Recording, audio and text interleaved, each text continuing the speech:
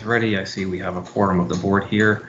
I will go ahead and call the meeting for August 11th for the village trustees to order.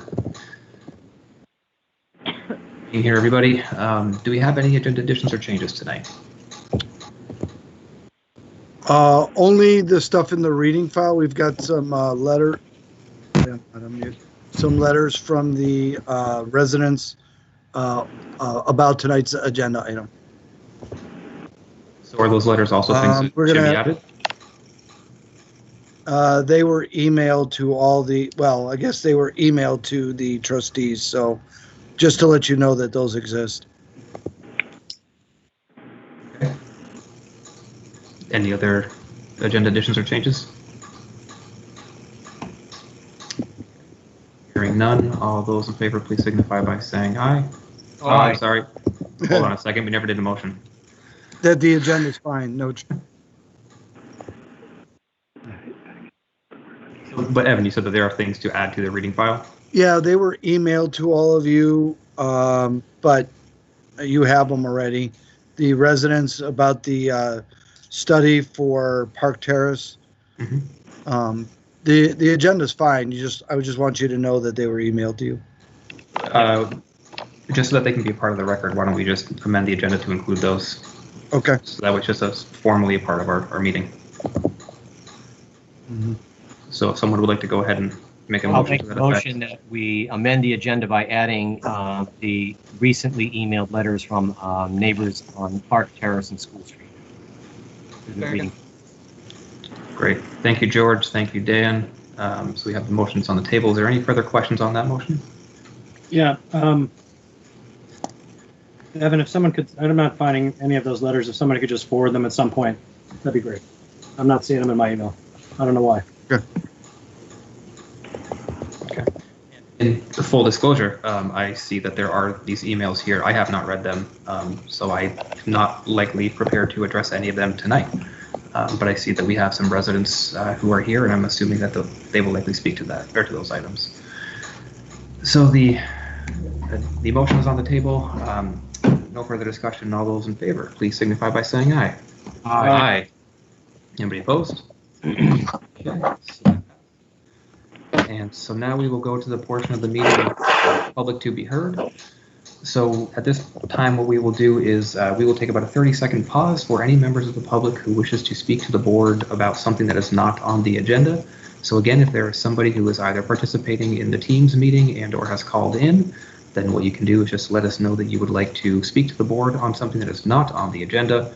You can do so through Teams by raising your hand or commenting in the comments section, or for those of you who have called in, you can just go ahead and speak up.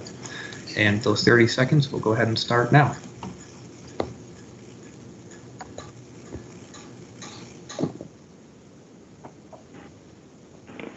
Good evening. I'm calling in on the phone. This Great. is Brian Chung. I'm a resident of the town at 159 Osgood Hill Road. And I wanted to speak to the team tonight about the selection process for facilitators for the racial justice study being conducted for the police department.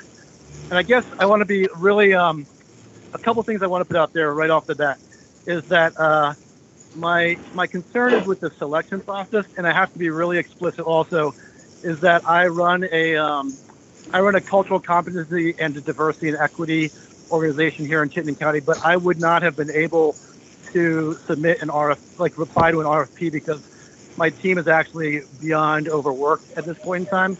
But I did want to speak, and I also want to be clear, I'm a person who is really, really not a believer that the perfect should be ever the enemy of the good.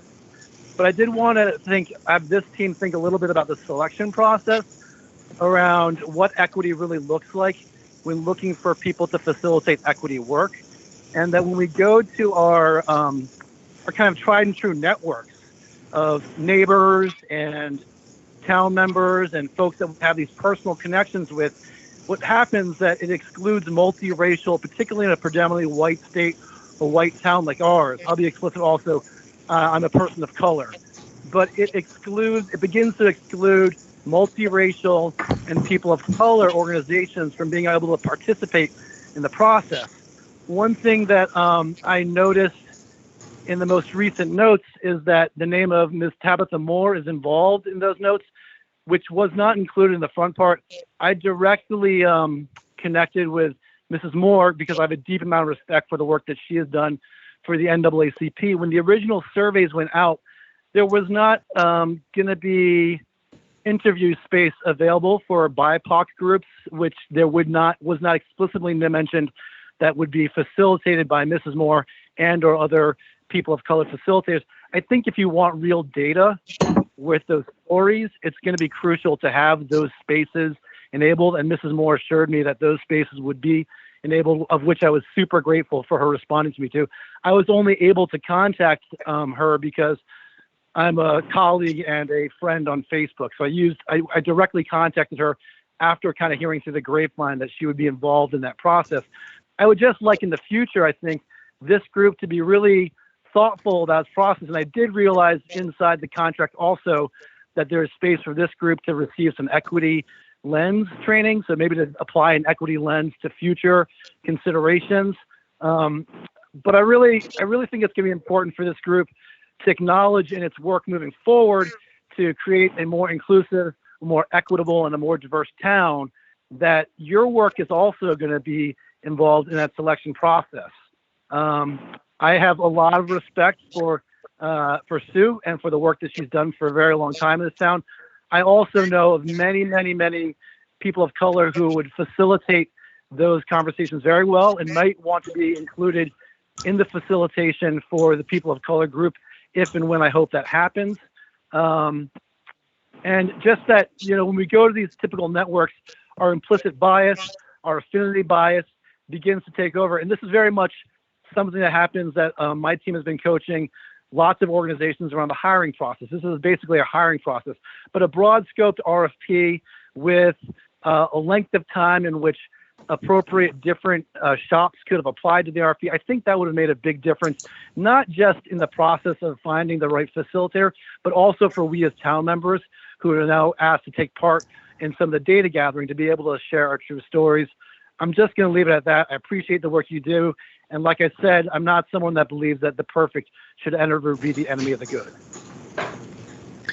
Thank you, Mr. Strong. I do appreciate that. I hate to ask people to say the same things over again, but I'm going to. And if you don't mind, I think the same message that you just gave us would also be beneficial for the town select board to hear, as they're a part of this process as well. If you have already told them this, then please forgive everything I'm about to say. Otherwise, I would just say that they're also meeting, they have a meeting this upcoming Thursday evening, and I believe they meet next Monday evening as well. If you happen to have time and would be willing to share that message with them as well, it would be very beneficial, I think. Andrew, I'll do that, or I'll send an email depending. I'm pretty tired these days with some stuff going on, but I'll either do that. I had a hard time finding the meeting dates, but I'll either do that or I'll send an email. Andrew, can I send the email via you? Would that get to the right people? Yes, I can forward it on. Thank you so much. Absolutely, thank you. Okay. Is there anybody else from the public who wish to speak to something, or wish to speak to the board about something that is not on the agenda tonight? And I'll go ahead and we'll pause again.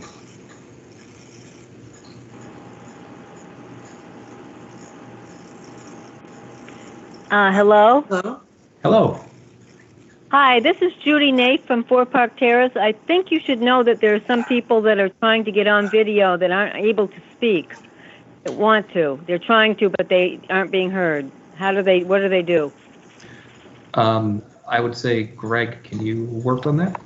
And could you just tell me, was that Judy Nace? Nate. Yes, my name is Judy Nath. I'm on the audio, so I'm okay. I can hear you. But I know that Ann White up the street is having trouble. She said she can't get heard. I just thought. I think we see Nope. Ann now. No Greg tonight. It's me and Sarah. Yeah, I just put the agenda back up on the screen. This might not help, but with the number, if they can't see, it probably doesn't help. But I just put the agenda back up. I think you can all see it because it's outlined in red. And the connection info is also on the village's website, both in turn, as well as the agenda. And you had mentioned specifically Ann Way, I believe, in some previous view of this. I believe I saw her already. as a part of the meeting. Can I say anything? Is that Ann? Yeah, Hi, Ann. Yes, go ahead. I just unmuted my microphone. The point I was going to make was that in the interest of inclusion and encouraging participation in the meetings, that perhaps on the front page of the village website, that there be some sort of tutorial or guided format to help people realize that they have to download an app, that what the format is. I know it's important that people stay muted so there's not a lot of background noise.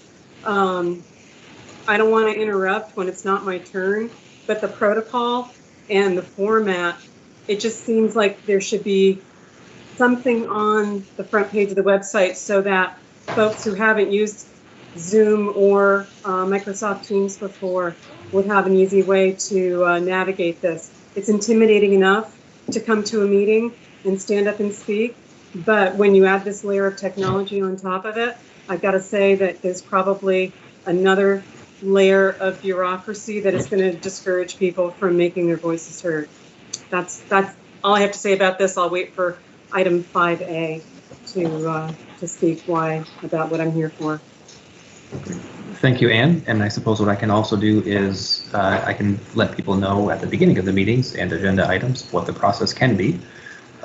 So along those lines, for those who would like to speak, if you're using Microsoft Teams, there is a feature where you can raise your hand. So again, only if you're using Microsoft Teams. If you raise your hand, which literally looks like a hand on the screen, it'll put a little notification to myself, so then that way I can see who's looking to speak. You can also use a comment feature, which looks like a little chat box. Brings up a chat feature you can type in there. That'll also I'm using my iPad, and I'm not seeing any of the things that you're saying. I don't see a little hand. I don't see a chat feature. It's a different format. So, yeah. Sorry. That's right. It's okay. That's one of the interesting things with technology. One device can be another. iPad, and that's something that they're. Yep. Excuse me. This is Evan. Is there any toolbar on your iPad that has any like 3 dots? I'm not familiar with iPad. Can you click on those 3 dots? Yeah, 3 dots, and I get the pop-up that says "Put me on hold," which I don't want. Right. Blur my background. Not interested in. Turn off incoming video, or call information. Oh, okay.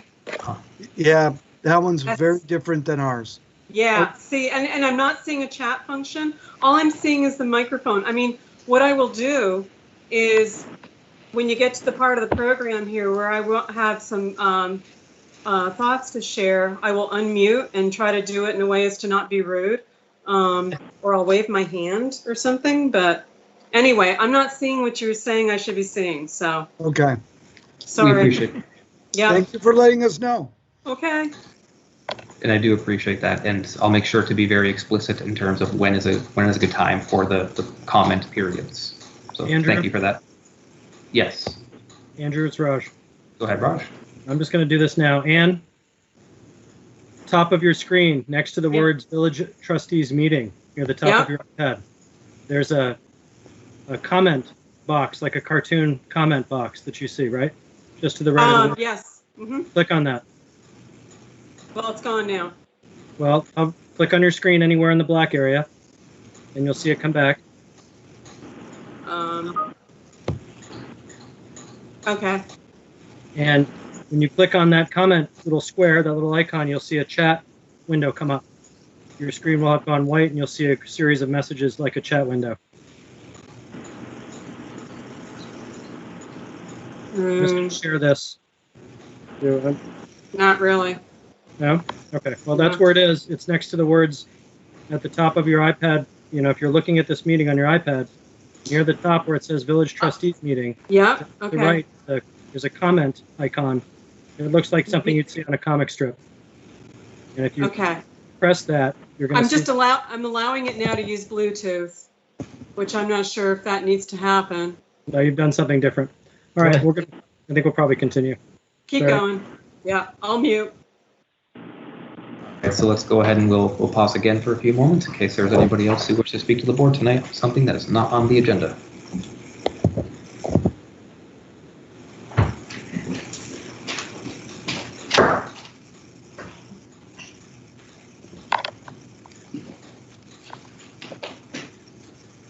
Okay, I think we can go ahead and call it safe to move on, which will bring us up to agenda item 5A, which is the study of closing a portion of Park Terrace.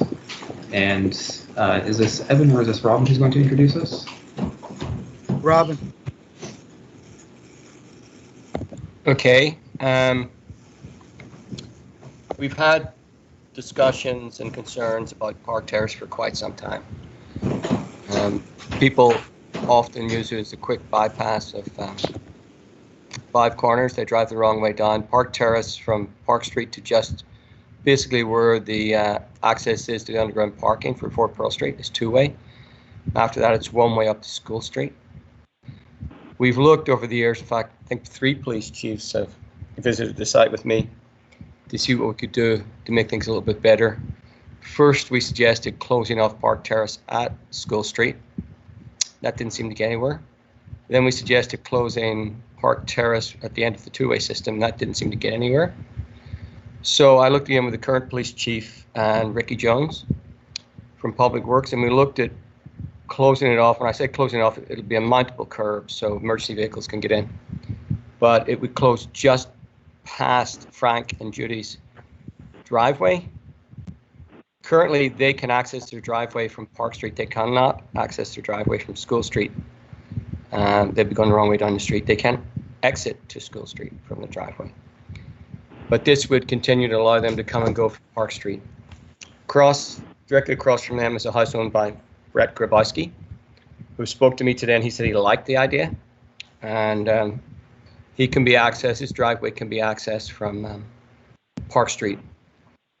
Now, also Andrew Hood, who said he's going to send me an email, did not, at least I haven't seen it yet. He just renovated the house at the corner of Park Terrace and School Street. And he thought that was a good idea as well.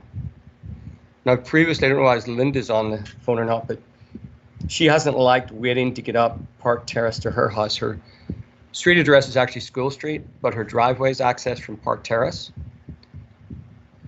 And she had said, you know, to get past her to get to her house, sometimes she can't get up, sometimes it's blocked by delivery vehicles or construction vehicles.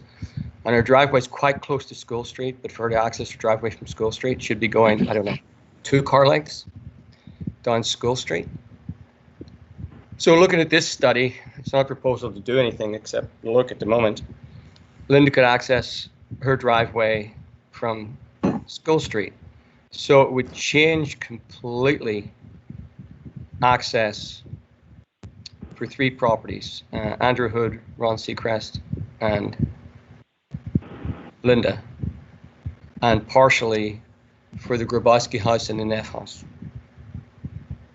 Now, at the moment, Anne can drive up Park Street, or Park Terrace to get to her house on School Street, but she can't access legally Park Street from School Street. So it's just something else to look at. We've looked at 3 other things and none of them seem to work for people. And, you know, if street signs control the way people drive, nobody ever get a speeding ticket. It's road conditions that control how people drive. So it just seemed, you know, I think in the memo I confirmed that the police chief and Public Works superintendent thought this was certainly worth something looking at. Who knows where it would go, but obviously what's working at the moment isn't working because we have numerous complaints over many years about the situation. So status quo isn't working. It seems reasonable to try something different. Thank you, Robin. And as I said that we would do at the beginning of agenda items is to talk about how this process can go. So the way that this would go, and sorry for not doing this at the beginning, is we'll have an introduction of the agenda item. The board members will have an initial conversation. Once we've had an initial conversation, ask some initial questions, we can then turn it over to the public for public comment. Once that has concluded, we'll bring it back to the board and we can go on from there. And I see that George has his hand raised. Andrew, two things. I know further down in the agenda, there's just a sketch of it might be helpful for all of us to have that up. Is there some way to put that up, or I'm not sure who's in charge of the board, but it might be. It's there now. It's I am there. Yep. Okay, that's good. Yeah. Okay. And Thank so, you, I just want to get it clear, Robin, what you're saying, the green arrows you're showing two-way streets on either side, and then in the middle where you have the red, that's the part that would be blocked off, correct? Yeah, and Rick Jones thought it might also be useful on really heavy snow days to plonk some snow there so people can get in and out of the driveways more easily. Okay. And I just want to be clear, going up Park Terrace from Park Street, you can do that. You can go, I'm sorry, you can't. No, you can't. Well, no, not in this example. What might happen? You can't. You can't. You're not supposed to go all the way up Park Terrace from Park Street. Is that correct? In this example, currently you can. You can't drive down. Where's the one-way portion? It's coming from School Street down School to Park Street down to roughly where the second set of double arrows are on this plan. I got you. Okay. Got you. All right. Thank you. Sorry, I just wanted to clarify, get that straight in my mind. Got it. Thank you. Yep, no worries, George. Raj, your hand is up. Yeah. So, Robin? Who's been complaining? Where have the complaints come from? Residents of Park Terrace and School Street, for the most part. Okay. And what's been tried in the past? It's always been discussion. I mean, what's been discussed as possible solutions in the past? I apologize. It's we talked about closing Park Terrace at School Street. We talked about closing Park Terrace just past the access point to the underground parking for 4 Pearl Street. That didn't seem to get much traction. Then we looked at this and I had Rick Jones look at, because he said the trucks could plow and turn and get up and down both sides with this configuration. It didn't block, Judy and Frank or Brett Grabossi's driveways from Park Street, which is the only way they can reach their driveways illegally at the moment. They can exit left or right when they come out, but they can't access the driveway from School Street. So it doesn't change the access. It changes the leaving, not the arriving. So we can't talk? Well, we're still working on this, folks. I just lost my train of thought. So what's the, I'm assuming that driving down Park Terrace from School Street is to prevent It's illegal. That's another cut through right now. That's the reason Yes. it's one way. Yeah, it's illegal at the moment. And it's illegal because we were trying to just prevent one more cut through around 5 corners. Well, also Park Terrace is quite narrow. Okay. 2 cars passing Has each anybody other. tried automatic traffic cameras for tickets? The police have been there, and they have given out tickets for people coming from the School Street area. Yes. Well, I'm wondering about the the little automated ones. Basically like a red light cam. We've had a former. They use them all over Europe. So. Sorry. They use them all over Europe. So. Yeah, we've had a former trustee suggest them for various areas of our community, and I'm just saying it's. I mean, there's no trigger for it, so you'd basically be photographing every vehicle that comes down and it goes up, which just seems impractical. But I'd be curious to see the study because, we do get a lot of other complaints and comments from other cut-through neighborhoods all around 5 corners and who want solutions of some kind. And, there aren't any elegant ones, really. I mean, this looks pretty straightforward. Unfortunate, I guess, for a few, which we'll hear, I'm sure. But it looks like how many homes are on Park? 6? On Park Terrace, there are 5 driveways on Park Terrace, but only 4 of the homes have a Park Terrace street address. And the parking garage is going in right at the end of the right across from the access for Yes, it's going in the current two-way section. So that could increase the likelihood of people turning right onto School Street and left onto Park Terrace and going the wrong way to get into the parking garage. Well, they don't could do- actually leave the parking. I never thought about this. They could actually leave the parking garage and turn left, go up Park Terrace, and that's a legal turn. That is a legal turn, but Yes. illegal would be accessing the parking garage from School Street. Yes. So doing this, so putting a parking garage in there, I don't know if it's really going to have a big impact, but could encourage people to go the wrong way down Park Street. Actually, I hadn't thought about this when I wrote the memo, but having it blocked at that point would reduce the potential for traffic, would eliminate the potential for traffic leaving the parking garage, go up Park Terrace. Because it wouldn't be a turn. They'd have to go right to Park Street, and I hadn't thought about that when I talked to the chief and Rick Jones about that, nor did I think about it when I wrote the memo. Or cut through 4 Pearl behind and go to Pearl Street. But at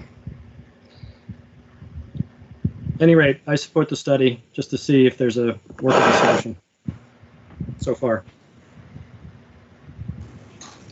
Thank you, Raj. George, your hand is up. Yeah, I want to just get a sense of the, I know we've been dealing with this for several years. I know that, and I'm sorry if I'm being a little obtuse, but I want to get a sense of the major, because I think there's two things. I think one of the issues is traffic cut through, going the wrong way, and because they know they're doing something illegal, they tend to go fast and reckless because they want to get out of here. So that's part of the problem. And then the other part right now, we have construction at the corner of Park Terrace and Park Street. And you've got construction vehicles, I think is this an issue that are blocking access? I know that was one of the emails we got a short while ago. That's something we could probably do something about in terms of just really making it clear to the project manager who's doing the construction that they really have to clamp down and can't be blocking that road.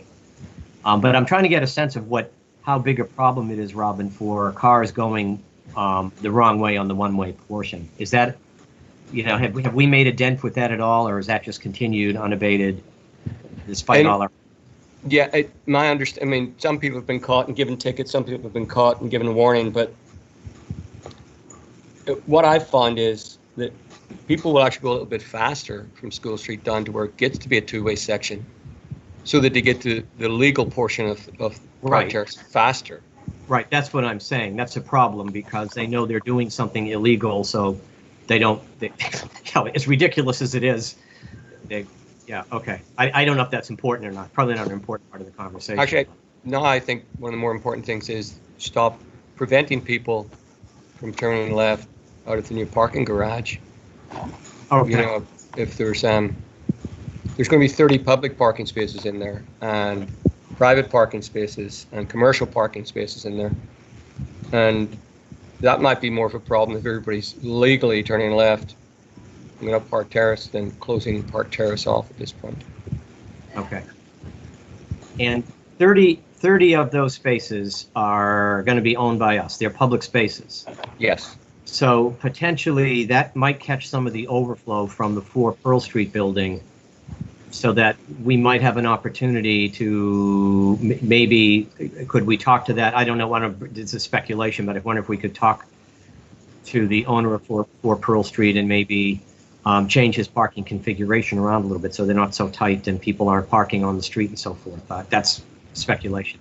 One last thing, Robin, and I'm sorry, I know you said it in the previous memo and you don't need to go back, but how long were you, what were you planning on doing? How long are you looking to study this for? What was the idea? Well, we'll look at the number of cars that are driving up and down the street, legal and illegal.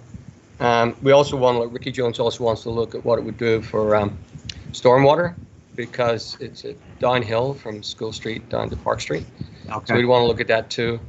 He did look at the road configuration and the opportunities for plow trucks to turn, and that was fine. That worked for him. Okay. So, and it would just be a mountable curb. So, as I said before, okay. Emergency vehicles would have no problem getting in and out and accessing it. In fact, The fire department said they'd probably come in School Street to do Park Terrace. So that actually wouldn't be an issue for them at all. They wouldn't drive, onto Pearl and then drive onto Park and come up to get to the middle of the street. They'd just go almost across, not quite, and that'd be down School Street. Okay, thank you. There's a lot of people, to chime in on this, to make sure that it works the best it possibly can if it happens. Okay, thank you. George, before I get to Evan or Raj, I have a couple of questions. So in the memo, it talks about how the cost is not determined at the moment for the study. Who would be doing the study? Well, at this point in time, it would be myself, Ricky Jones, and the village engineer. Okay, so it would be an internal study. Yes. And so really the cost is just in staff time? Well, the village engineer is a consultant, so there'd be some cost from their perspective, but they've looked at this 2 or 3 times, which they've been paid for, and I'm sure they'll just delve into what they had before and see if it's useful to what we're talking about now. I would be more curious about if the study is also including traffic patterns of getting as relevant data as possible. Yes. So that way it's not just reliant upon 1 year, 2 year, 3 years, as this area of our community has experienced a significant amount of change in a short period of time. No, would we be looking at well, we had the study done. It was a parking study, but they also looked at traffic movements, and would also be culling stuff from the Chittenden County Regional Planning Commission. And then my other question, we received an email back in late July from a resident with a few other residents that were copied on it. And when I say we, I mean, Robin, you were on it, Evan, George, and myself. And I think that may have been it. With a picture of a tractor trailer truck that was clearly blocking Park Terrace as a great example as to how, when that happens, it essentially shuts down Park Terrace. Nobody can move anywhere, either in or out. After some back and forth, one of the things that I had talked about is agreement from me that, you, Evan, Rick Hamlin, you guys really are the people who know how to do this stuff much better than I. My only request was that residents be a part of the decision-making process on this. So I'm kind of curious, can you tell me how have residents been engaged up to now on this? On the discussion about whether to do a study or not? Yeah. Well, we only thought about it last week. So clearly they were aware of it because I just heard they sent emails to the trustees, but residents get involved during the study. But I mean, it's the metrics in the end that we can't be subjective about this. We have to be, we have to do it based on the numbers, not on what somebody thinks might happen, because there's nothing to back up that statement if you don't have the numbers. I wholeheartedly agree, and I say this all the time professionally. Data is an absolute foundation to a story, but it's a one side of the story. Yes. You need both, and absolutely. So you're saying that then the residents component of this, or the resident engagement portion, would happen during the study? Yes. And how would that go? Well, we'd interview the residents. Okay. In terms of like door to door, in terms of, well, we could do it door to door, we could do it email, we could do a mix of both, we could have a meeting. I've been to Linda's house before to meet with Anne, talking about things, so. Yeah, I know that residents have been here. I think in my 8 years on the board, I think this is maybe the 4th or so time that residents have spoken to us, and clearly that speaks to their passion and their desire to see their community be what they want it to be, which is great. So okay, for my questions, Raj and Evan, you both had your hand up, and now I see that your hands are down. Would either of you like to ask other questions before we turn this over? I just have one quick one, Evan, sorry. Yeah, sure. Robin, so, with the parking garage going in there, I don't anticipate that's going to be completed quickly, or at least in the next couple of months. Yeah. Is it, it would seem to me that we would need to wait until that goes in to get a good idea of what's going to happen on the street and give that some time. Because the commercial area increasing, that could change the situation considerably, I would think. That's a good idea. I'm not trying to delay it purposely, but it just seems like a something that would have to be taken into consideration. But Yeah, I mean, it feeds into what I said. We hadn't thought about the parking garage when we wrote the memo to the trustees. And that's certainly could be a large component in the future with the way the road's permitted to be driven at the moment. yeah, that's all. Sorry, Evan. Go for it. Thanks. Couple of things. Robin, what is the proposed width of Park Terrace at Park with the new development? It's going to be widened to 22 feet, and there's going to be a sidewalk put in from the pedestrian access of the new parking garage to Park Street. What is the current width? I think it's somewhere around 17, 18 feet. So the developer is giving up, do the math, Yeah, so about 9 foot of their property to widen the street and put in a So- public sidewalk. So the mouth at Park is 5 feet wider, roughly, at the end of construction. Yeah, 4 foot, 5 foot, yeah. Okay. Including the sidewalk, it's wider, but yes, Thanks. for vehicle traffic. And we still seem to have a problem with delivery trucks that are delivering to 4 Pearl, stopping between Park and the first driveway of 4 Pearl. Correct? Yes. No, No? they're not parked down there. They're parked further up the hill. Okay. Is that Ron? Okay. I don't know who that was, but It was Frank. but we now also have construction vehicles in that same space. Yeah. Between the underground and the driveways. And then refresh my memory, the new building currently under construction has 40 units, Yes, more or less, plus or minus 40 units, all efficiencies. and across the street, how many is being proposed? All total that has access. Across the street, you mean at in the Chittenden crossings? Yes. About 240. Okay. And the reason why I ask all this is at some point the study should be looking at not only the current traffic patterns, but what is being addressed when all of these units come online, and what are going to be those issues with all of those extra units in a very tight space.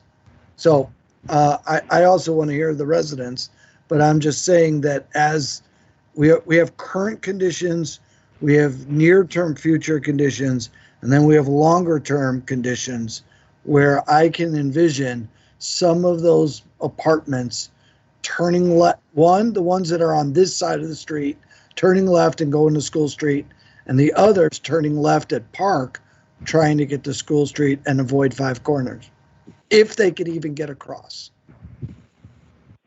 That'll be some feet in the morning. So those are just some of the things that if a study were to be done, I would want those to be looked at. Okay. But I am interested in hearing the residents. So I know Raj had his hand up as well.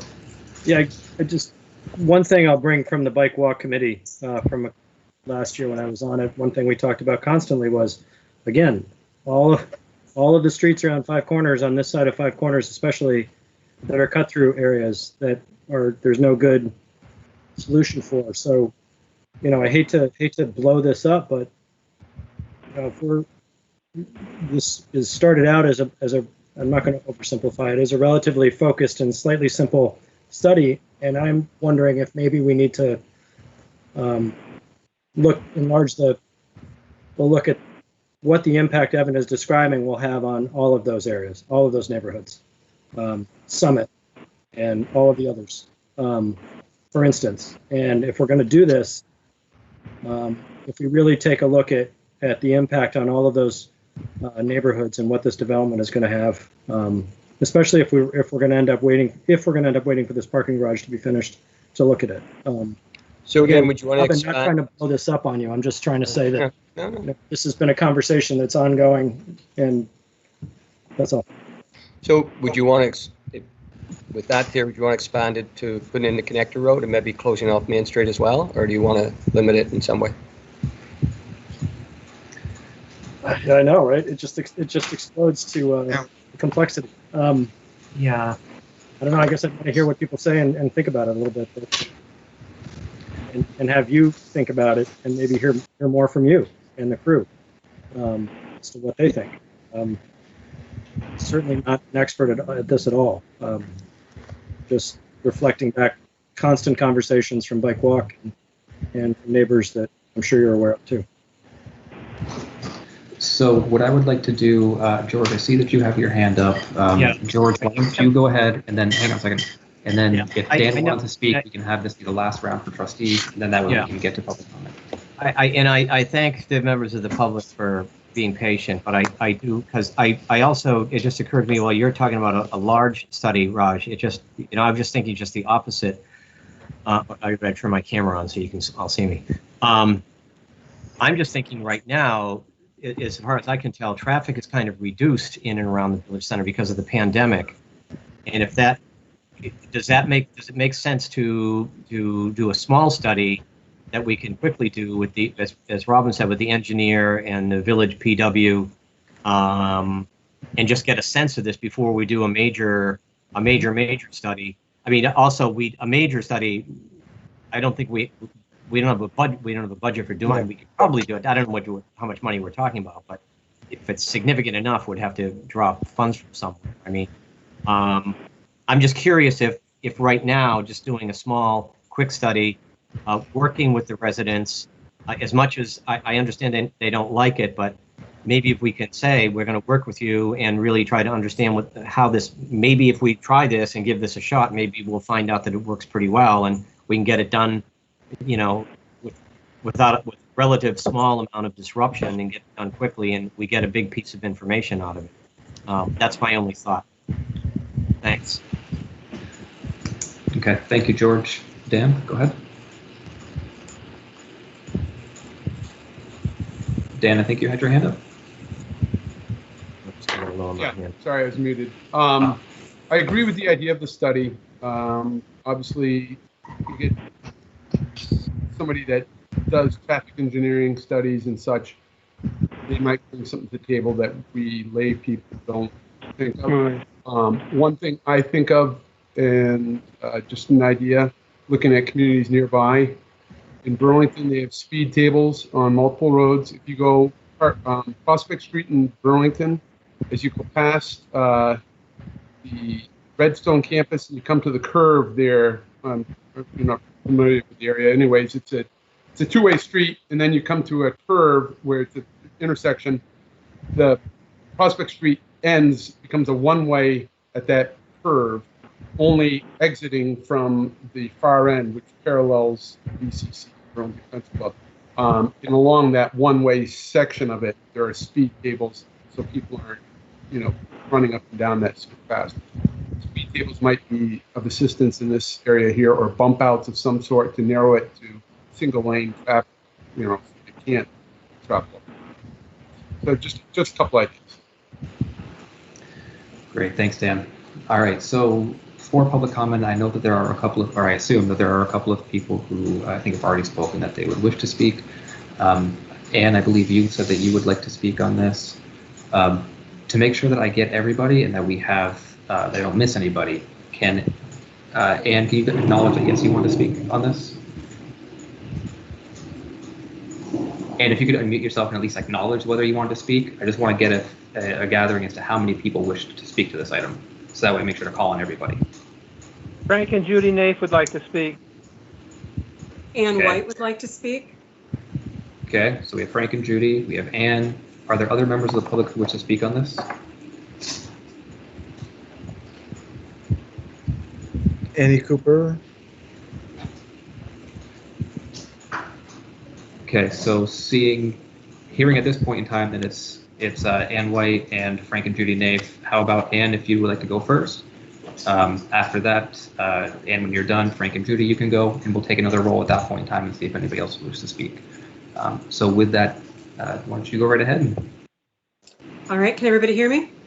Yes. Okay. I think I bring a little bit of institutional memory to this conversation. I've lived at my house at the top of Park Terrace on School Street for 37 years. During the first 10 years we lived here, we dealt with an extreme situation of cars going the wrong way, using School Street to get to Park Terrace to avoid Five Corners. It was dangerous, it was escalating, and clearly something needed to be done. And as a neighborhood, we rallied, we got together, we went to the trustees, multiple meetings, and we finally got the one-way put in. It took, I'm going to say conservatively, about 15 years before drivers trying to make that wrong way turn onto Park Terrace were not telling us, oh my gosh, I didn't realize it was now one way.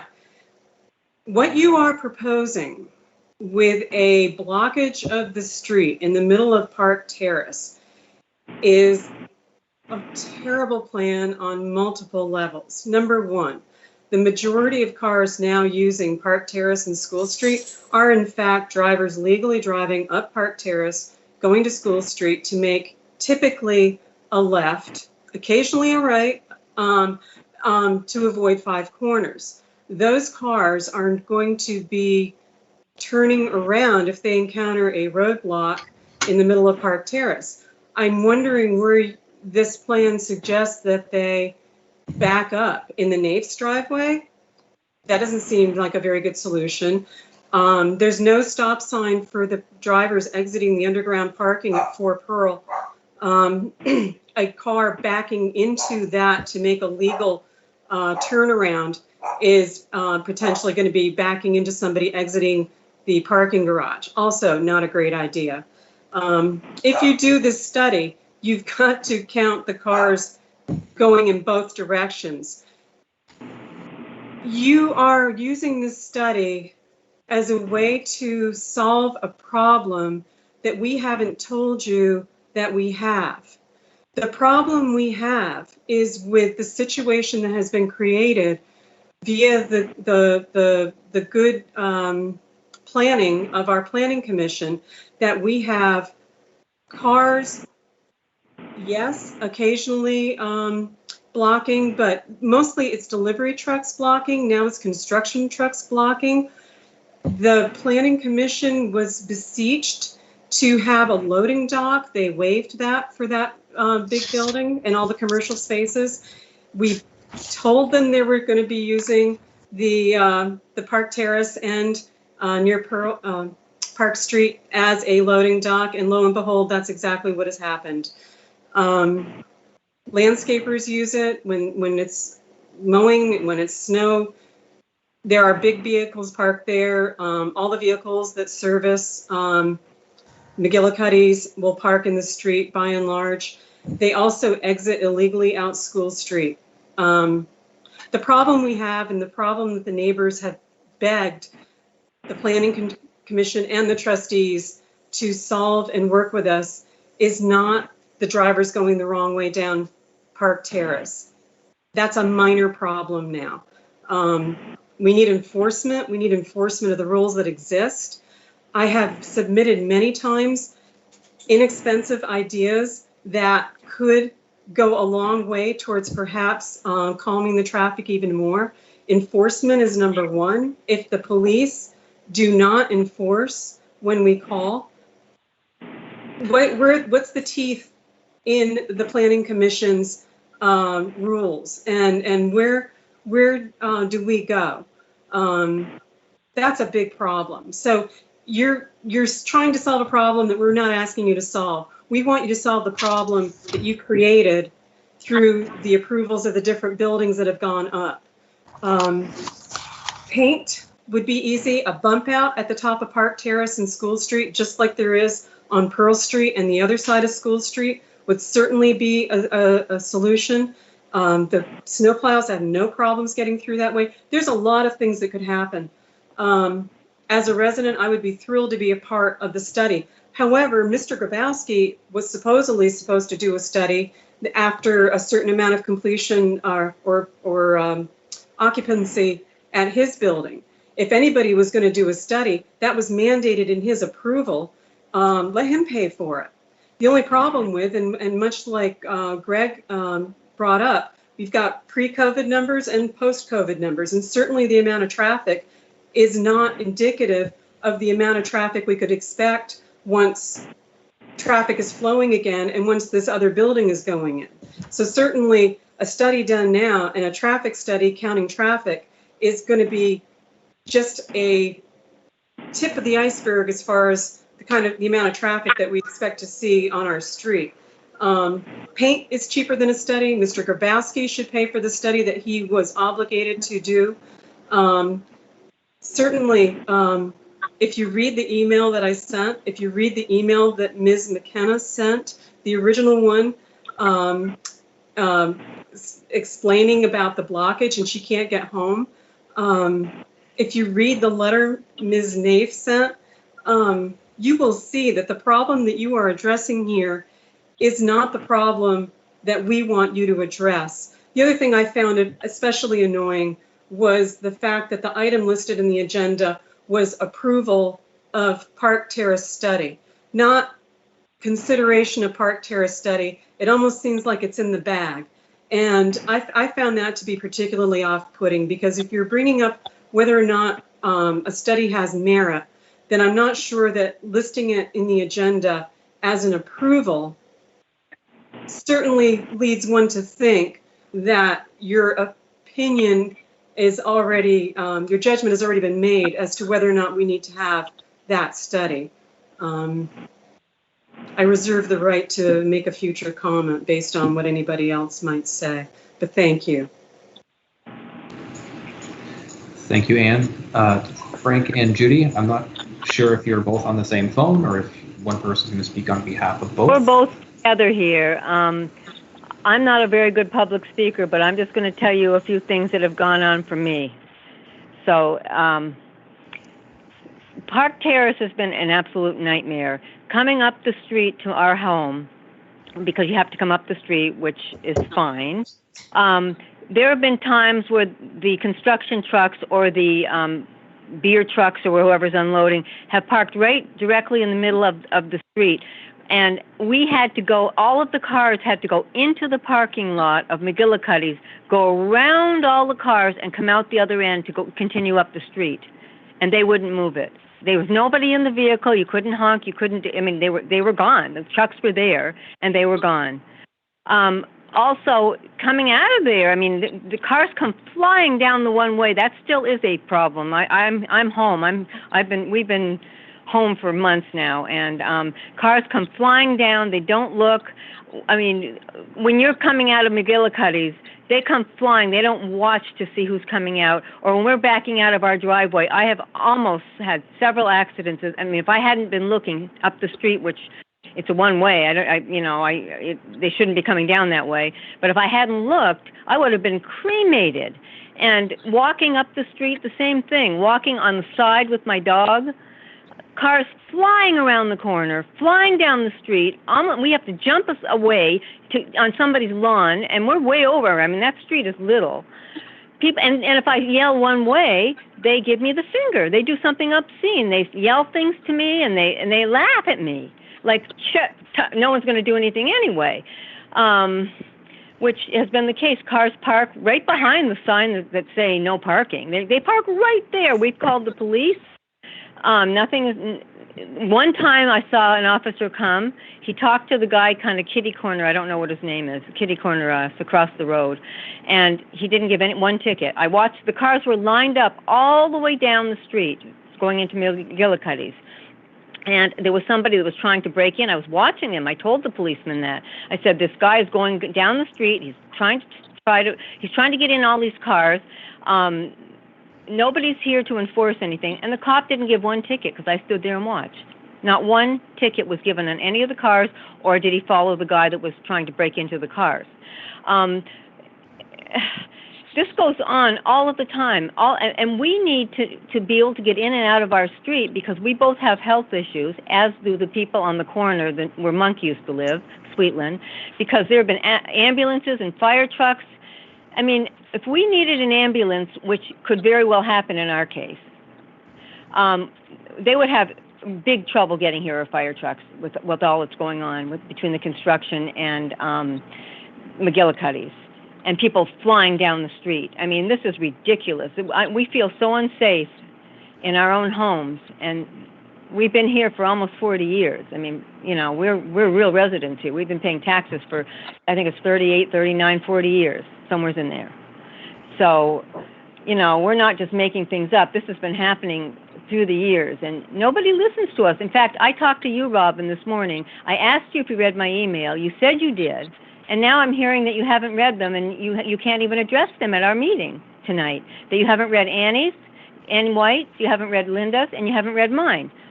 So how are you even going to know what we said to you if you're, I mean, I can't go over every little detail that I wrote. There's a lot of stuff there. You need to be reading this and be prepared for the meetings. I mean, we're doing the best we can. We're trying. But we need you guys to listen to us, and we feel like we're not being listened to, period. Frank, you want to continue? Judy, before you have Frank continue, one thing I just want to quickly say is at the beginning of this part of the agenda, I was a person who had said that I haven't read the emails.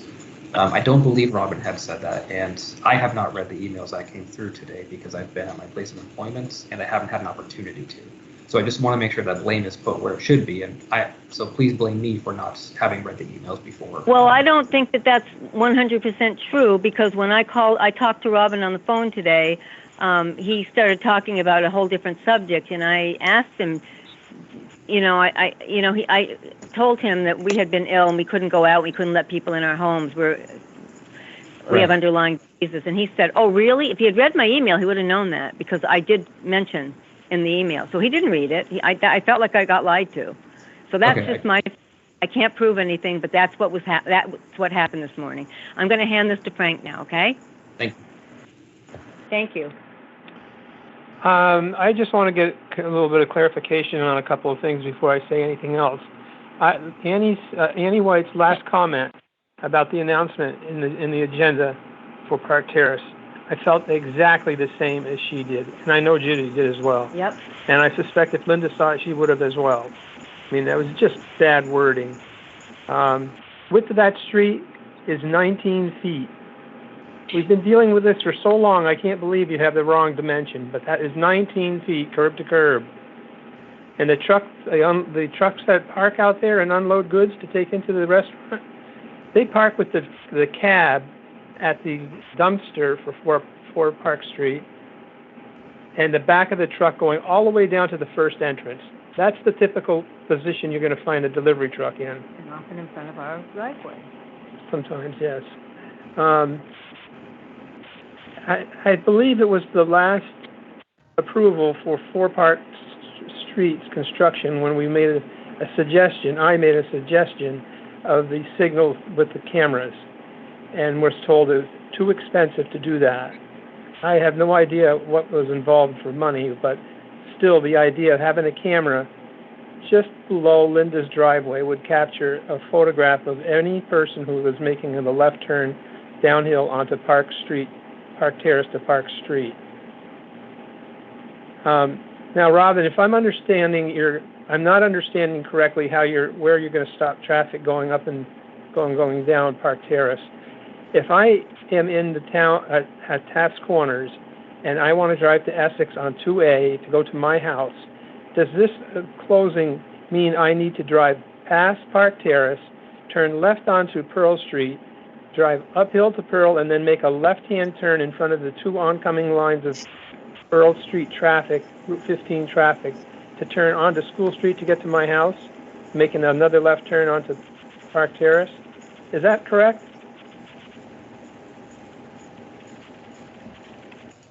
I think that the exact line as to where this was going to be is one of those questions that seems to be up in the air. That's all right, so if I'm coming from Willis to Taft's Corners, how do I get to my house? You can go up Park Terrace and you can turn to his driveway. Robin said it can be half.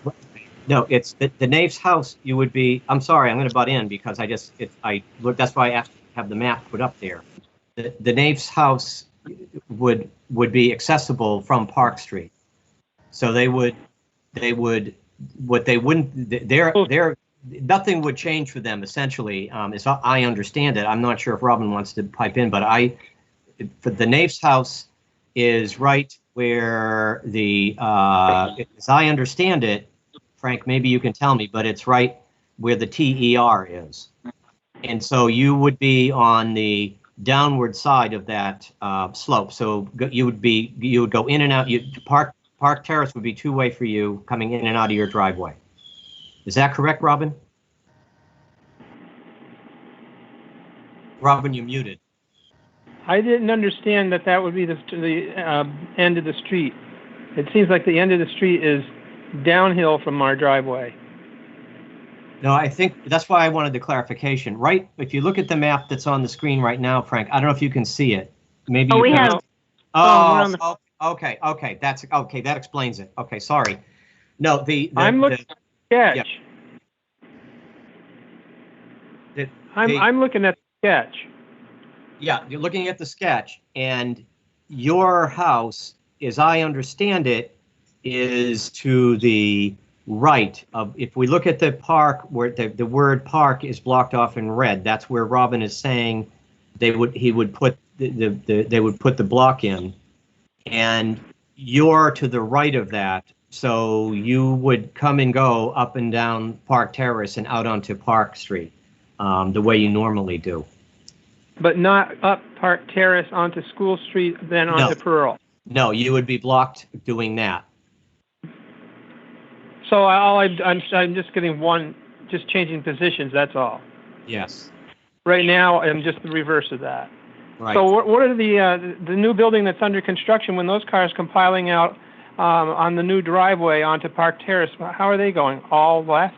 They would all have to turn down Park Terrace to go down to Park Street. They would not be able to exit to go up to School Street. They would not be able to do that. They would all be. So basically, it turns Park Terrace into basically a dead-end street right in the middle.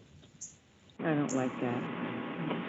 Well, I guess my only suggestion is try the cheapest thing first, and that would be to see if we can enforce the laws that exist.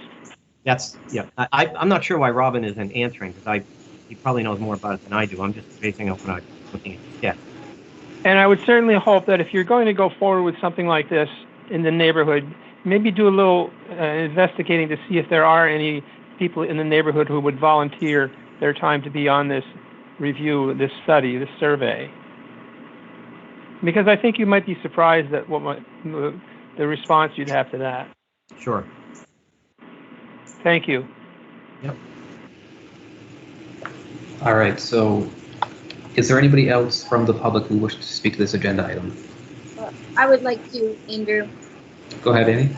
I didn't intend to speak to this, but I just want to be supportive because when the one-way got put in, the residents of Park Terrace and School Street were forever out.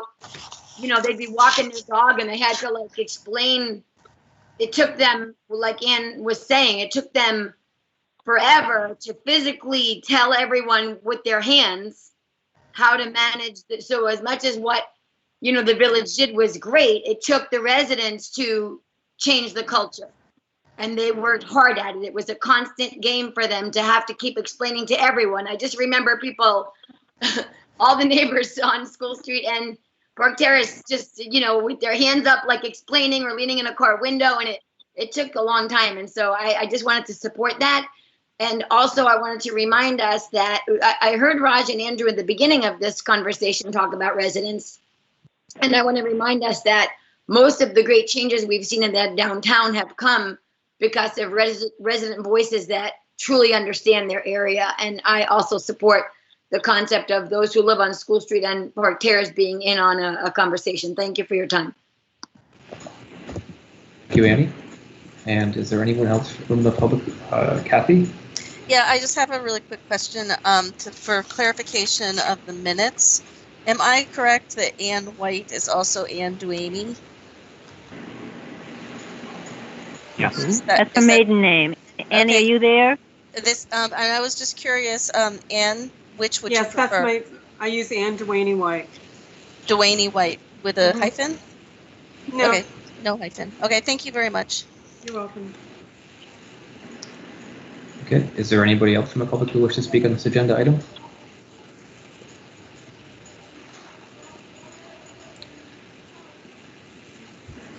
Okay, so hearing none, we'll go ahead and we'll bring this back to the board. So what I'd like to do, or where I'd like to focus our conversation, is about whether or not to continue with this study. Personally, I'm of the mind of waiting on a study, frankly, until after the Crescent connector is done. And the reason I say that is largely, if we look at this in a vacuum, I feel that we're going to miss so many other possibilities. And I feel like we've had numerous conversations over the years about how when we have the Crescent connector come through, we want to look at the entire traffic patterns of our village downtown. And as such, what would be the best ways to facilitate the traffic? And so I have a slight concern about just looking into one section of an area that may not return us the investment that we would like, both in terms of the traffic flow, but then also, frankly, in terms of, as I think had been said before, looking to solve a problem that wasn't really a problem in this moment in time. So that's my one trustee humble opinion, and I'd like to hear from the other trustees on that. George? Yeah, well, I mean, and I'm perfectly happy to have Anne weigh back in on this for a moment, because she did appropriately reserve her time for further comments. So I caught that, Anne. Oops. Thank you. But I also heard, and that the NAIFs said they are facing a very, I'm sorry, but I think you know where I'm going, Anne. I heard a slightly different narrative than what I heard from you. You said we're addressing a problem that it doesn't really need to be fixed, but I heard the NAIFs say they're looking at cars rumbling down high speed going down Park Terrace the wrong way, and they face near-death experiences, and this would fix that. It wouldn't change anything for them in terms of how they normally get in and out of their driveway and out into the world, and it would solve the problem for them, and it would solve it right away without waiting for the Crescent connector to be built or anything else to be built. So I'm kind of seeing of the two, one sounds like more of an urgent problem, and and this would at least, maybe it wouldn't fix it, but it would tell us, would something like this fix it? So I'd be in favor of going ahead with it right now. I'm not pounding the table, say we got to do this right now if others want to wait, but I think it would give us useful information right now. In terms of the Crescent connector, Andrew, coming in, I get what we want to say. We want to do a global study, but in terms of what's going to happen on the School Street Park Terrace connection, there aren't a lot of options there. We don't want to make it easy for people to take a right onto School Street and go zipping down Park Terrace and then cut around 5 corners.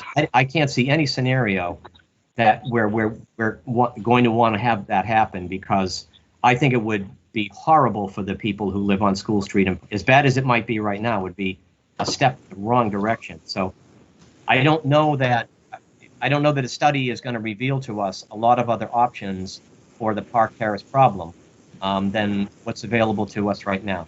Anyway, I'll stop talking. Listen to others. Yes, Ann, sorry. Okay.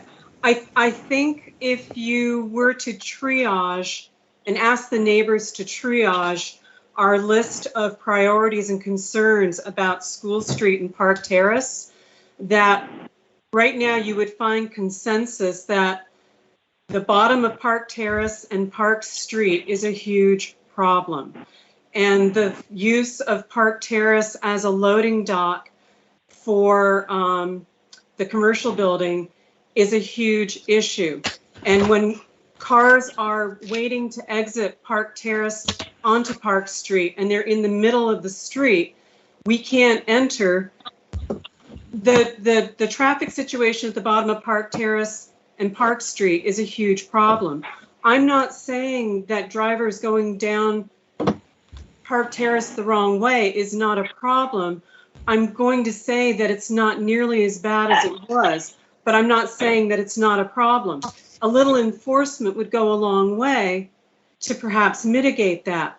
I am going to suggest to you that if you take away the means for drivers to go up Park Terrace, and that includes the folks exiting the two commercial buildings, the one that's getting built and the one that is there right now, a lot of the traffic on Park Terrace and exiting on going onto School Street is folks leaving those two buildings. All those cars are going to be now going onto Park Street. If you ever drive on that intersection of Park Terrace and Park Street, you would realize that one car waiting to make a left turn can sit there for an interminable amount of time, usually in the middle of the lane, blocking anybody else that's on Park Street from entering Park Terrace. So you've got a backlog. I have cars behind me because I can't make that turn.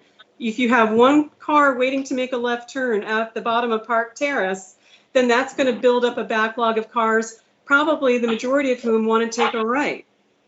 You're going to have all the cars that would have used Park Terrace onto School Street to get onto Pearl Street now queued up to go through Five Corners. You're going to have cars, and drivers take a long time to learn new traffic patterns. Where do you propose that they turn around? I've turned onto Park Terrace. I want to make my usual avoidance of Five Corners. Where are those cars going to turn around? That's the nitty-gritty. That's the logistics of this.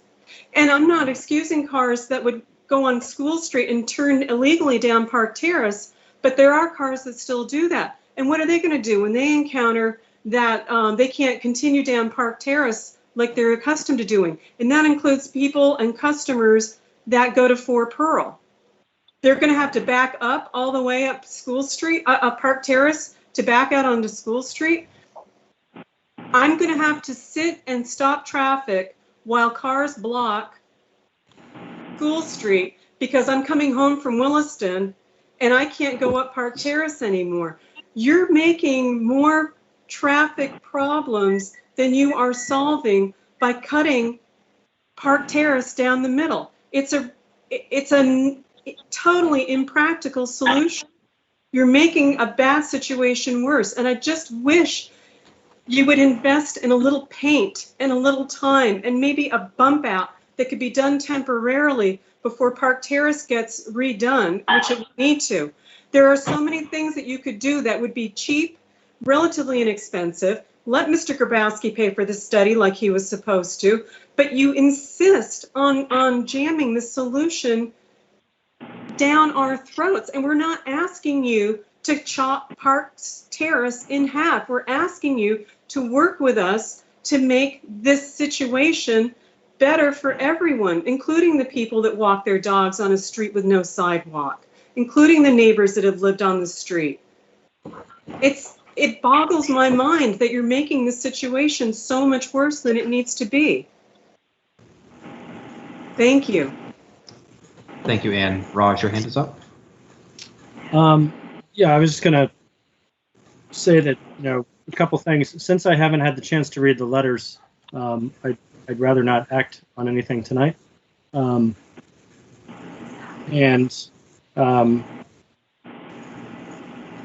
There sounds like a lot of questions I'll have going forward. And so I guess I would say maybe we should just table this until everybody's had a chance to review the material that we thought we had. I'd also like to suggest, a study is not a solution.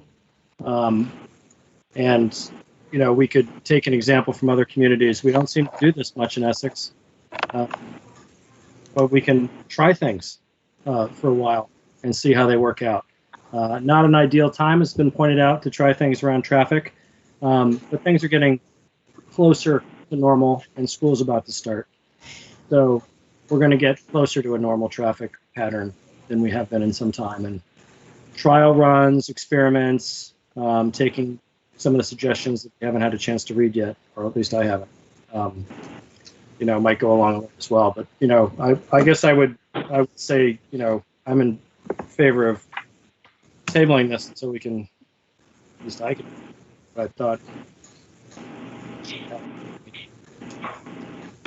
Thank you, Raj. Dan, did you have anything that you wanted to add at this point?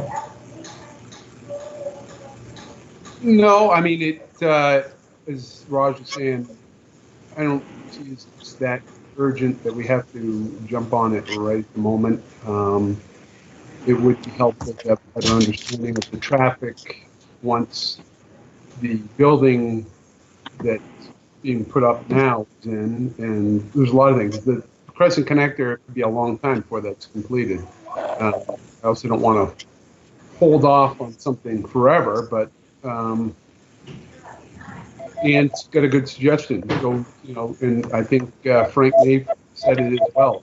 Whatever the cheapest solution, start with paint and doing things, putting up signage, explaining so that people don't turn onto the street and then realize, oh, I can't get through here, or I'm not supposed to be here.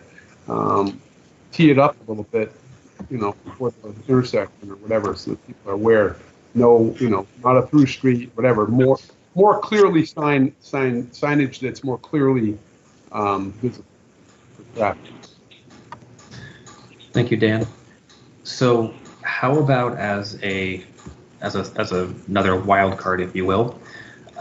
Do we have?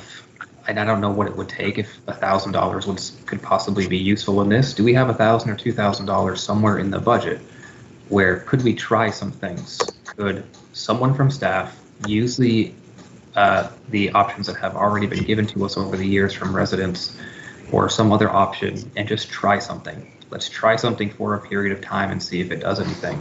If that doesn't work, try something else before we move forward with either a study during a pandemic where we don't have the traffic, or when situations are going to change again in another year or so, given the Crescent connector coming in. Do we have that kind of funding where we can go ahead and just try some things? And that would be a question directed towards staff. Yeah, we could find $1,000. Yeah, I was gonna say, I feel like money, that's my cue to turn the camera on. I think that between, programs and the professional services and the community development budget, and also, some ideas in the police budget, we could definitely do that. So I would certainly be in favor of take a small amount of money, relatively small for our community budget. Let's just try some things, see if they work. If they work, great, problem solved, at least temporarily. If they don't work, great, lesson learned. We've proved it doesn't work, then we can try something else. Again, I know that Anne, Frank, Judy, I know you, Linda, you've been in front of our board numerous times, and so I'd love to see our community just try something instead of not doing something and then having you come to us again a year later. So with that, George, I see your hand is up. I'd love to hear from the board about that. Yeah, I'd support you, Andrew. I think that's fine to say we try something. I'll agree with that. I'll agree with tabling this formal study for now. But I'll also agree with Raj when he said that a study isn't a solution, and a study isn't going to suddenly make another street appear. It's not going to move the houses further back from their lots so that there's wider streets. It's not going to, study. Sometimes studies, you got to say, what could a study tell us? I'm not sure that a study could tell us all that much. It's a pretty closed, simple system right here. And I also would say, I'm fine to go ahead and paint things, but if you come down Pearl Street and look at the signage turning onto School Street, if people are ignoring those signs, I don't know what you think some paint is going to do, but if you got some magical paint that's going to make it all better, go for it. I'd be certainly happy for $1,000 to see that happen. I think if that happens, we could probably patent it and sell it to many, many other communities that have similar problems like this. But I'd say fine. I'm sorry, I don't mean to be facetious, but I am concerned by hearing Frank and Judy saying they are dealing with what is a kind of a dangerous situation. Fine, let's table it. Let's try some other simpler things first, but I do think there's a little tint of urgency here from their perspective. So I'd like us to keep that in mind and be revisiting this fairly soon. Thanks. George, I wholeheartedly agree with you. And in my opinion, that would be a part of the trying things. Is maybe one of the attempts to try is getting one of those concrete barriers and putting it in the middle of the street and just try it for a week or two. Again, with advance notification for residents, with resident conversations, so that way all of a sudden, Anne, Frank, Judy, Linda, you don't wake up one day and all of a sudden, what just happened? Why is there this concrete barrier in the middle of my street? So that way there's some advance notice. Raj, Dan, how did that sound to you guys? Sounds good to me. Sure. I guess the only other thing I'd add is, you know, I'm a little disturbed to hear about the free-for-all at the bottom of Park Terrace. I don't know much about the situation on a waiver for a loading dock, but it blows my mind that could have happened. And if there's a problem at the bottom of Park with people delivering to Fort Pearl, that needs to be dealt with somehow. So maybe that's a future conversation. We got to figure out how to alleviate that, because that sounds like a major concern. Again, haven't read the letters, just listening to what was said tonight, and that would, if it was my street, really upset me as well. So, and it's only going to get, I mean, from what I can tell with the construction, it's only going to get worse. So we got to find a solution for that. And I'm not sure this, you know, I don't know what any kind of barrier in the middle of Park Terrace would do for that. So anyway,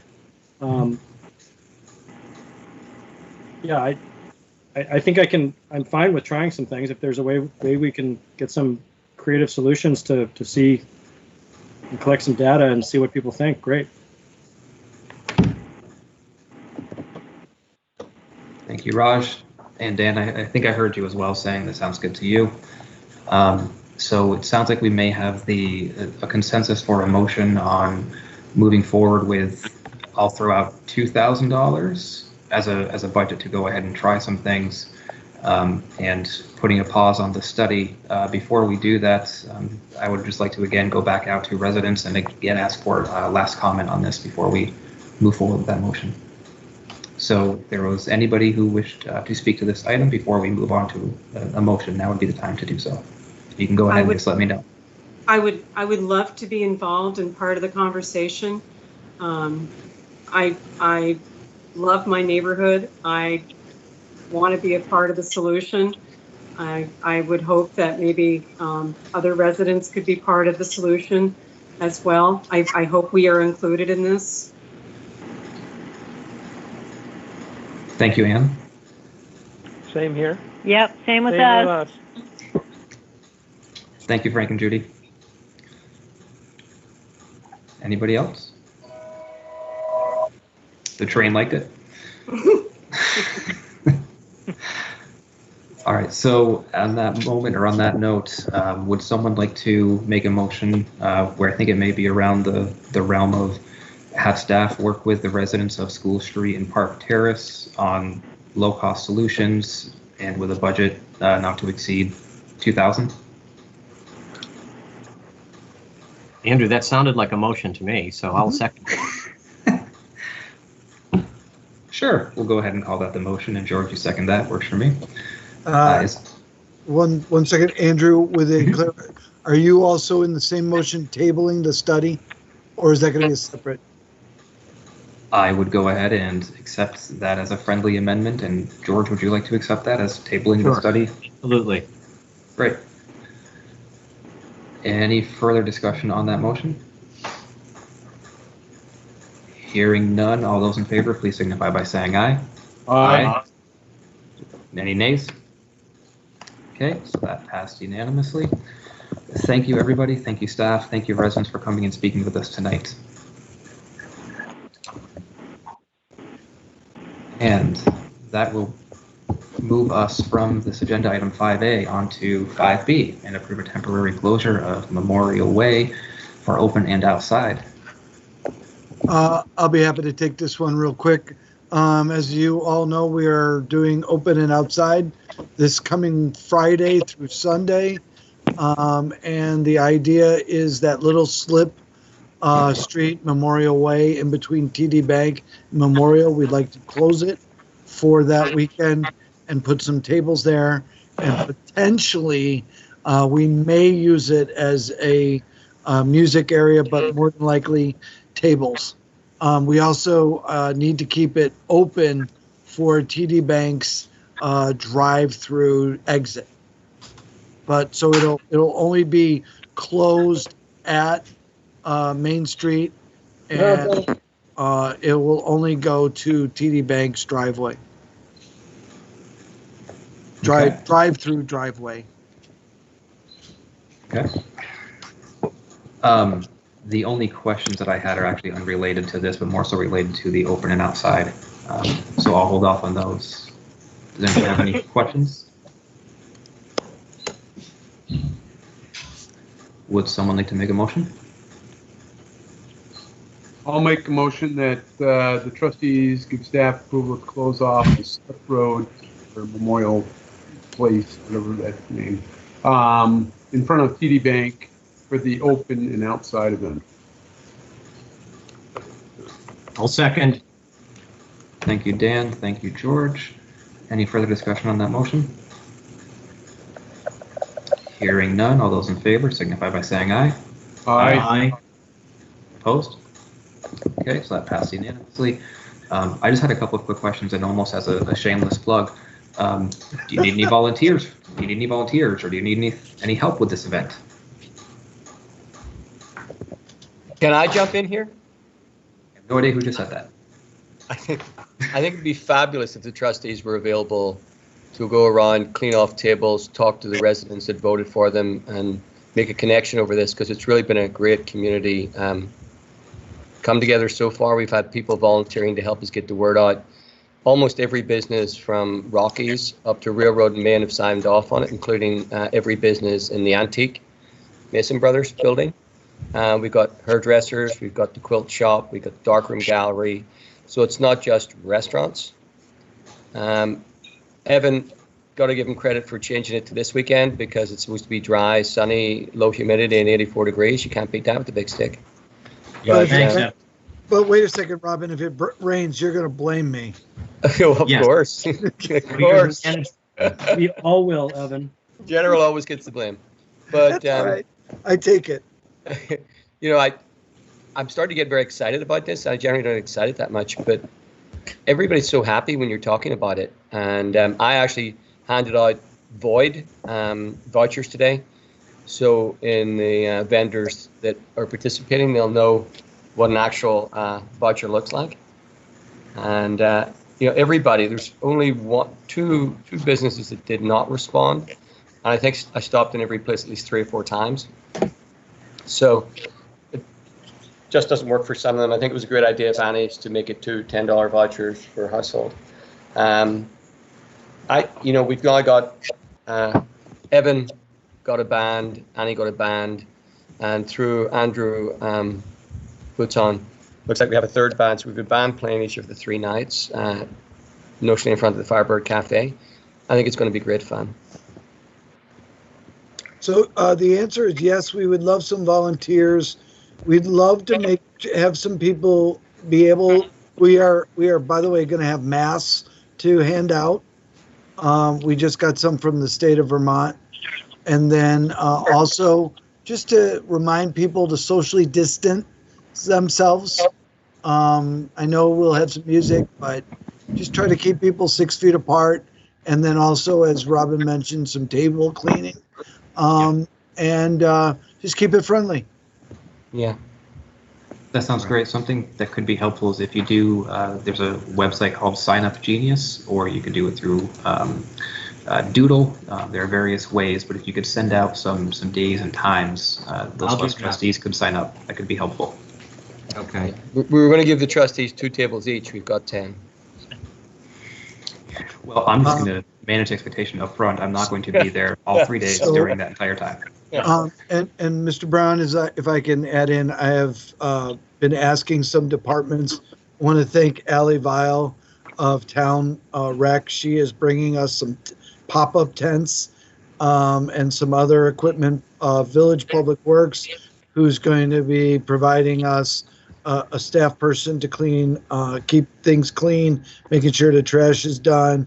If we need anything that pops up during the event, and some other departments that the library, who was gracious enough to put up their tent or have Public Works put up their tent to provide another space that people could be during the event. So we're really finding a lot of cooperation from departments and from a lot of citizens. Annie, I know you're still listening. Thank you. Yep. Thank you for getting the word out on Facebook. Yep, Annie's been huge. I think we may need to have maybe a parade or maybe a car parade, or I don't know if we designate some kind of way to carry her across this the event, almost Yes. like one of those Egyptian kind of chair Yes. things. Yeah, we'll have to figure that out. Oh, so we carry her on our shoulders? Is that what you're saying, Andrew? That's kind of interesting. I haven't seen that happen before. Well, to be Yeah. 6 feet to be 6 feet apart, I think we Yeah, need like it's long supposed to be 2x4s and right. It's gonna be hard to do. Essex. She's already got it. All right. Thank you all for that. So yes, we will send out a poll. Thank you. Cool. And so that would bring us on to an update from the Crescent, or on the Crescent connector. Robin, are you still on the line? I'm still in the line. Do you, I was going to give the update. Did you have your Crescent connector meeting today? We did have the Crescent Connector meeting today. The project team is still working forward. We're working to get the drawings to bid document stage. We're moving that forward. We haven't had a formal response yet from VTrans on the memo that was put together and sent to them by Rick Hamlin, looking at switching up the phases based on the fact that we're still going to court with one property owner. The one property owner has attempted twice to short circuit the legal system and didn't succeed. Let's leave that be. I'm going to interrupt you on that. So just to let the trustees and the public know, about a month ago, we got a letter from VTrans about not moving forward with phase 1, which was a lot of track work with the railroad because of funds, and how phase 1 is looking to be over budget, and because of COVID and other monetary issues, they wanted to put the brakes on phase 1. We sent them a letter saying that we respectfully disagree. We wanted a discussion with VTrans on ways that we think we could reconfigure phase 1 and get the budget down to something manageable that VTrans would likely accept. They did give us that meeting. We did send them a revision to phase 1 that was done by Rick Hamlin. It is under review. The normal and customary would be to give them 10 to 14 days to review that letter. That time is up about tomorrow or Thursday. Rick and I had talked late last week, and we said, all right, if we haven't heard from them by this Tuesday, which was the connector meeting, which normally a VTrans employee is at, we would call them. So that call is going to be going out tomorrow or Thursday to get a hold of the section chief of VTrans and try to move this while there's still construction time left in this season. That's where we have. The other thing is VTrans did agree at our meeting that this is a priority project for them. And as long as they can fit it in their budgets, they still want to move forward with the project, even knowing that there still is the legal issue with the property owner, but phase 1 does not affect this property owner. That's fantastic. Thank you. While I think we may have some questions. I know I have had some quick little power glitches as the storm is approaching right now. In case anybody or any of us trustees, if we lose power, Evan, could you email, could you get in touch with the trustees to make sure that we have a way by phone to call into the meeting if necessary? Sure. Okay. Just in case somebody isn't using their tablet, if they're using a desktop computer or something like that, and if they lose connection. I gotta go, yeah, shall do, because Great. I think it's at the top of the agenda, but I will do that. Great. And not sure if you need to text or email or how that needs to work, but. So, okay, with that aside. Yeah, I would unplug any kind of personal desktop computer at this point. Yeah. Good call, as I'm unplugging my tablet now. So now that I've completely lost my train of thought. So with the Crescent connector, the trustees, any questions as to what the status is?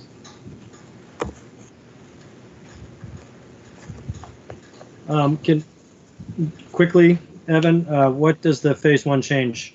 How does that change things? What's the change that was proposed? Sorry. and I'm going to let Robin touch in on this, but after me, South Summit is delayed, and then I believe there was something else, Robin.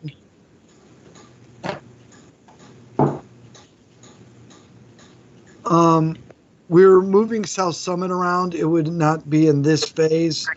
And the second crossing on Park Street, the one that's closest to Rockies, Yes. that one would not be done in phase 1. And also, South Summit, there was money in the Pearl Street link for South Summit, but we bundled all the crossings together to see if we could save, in terms of scale.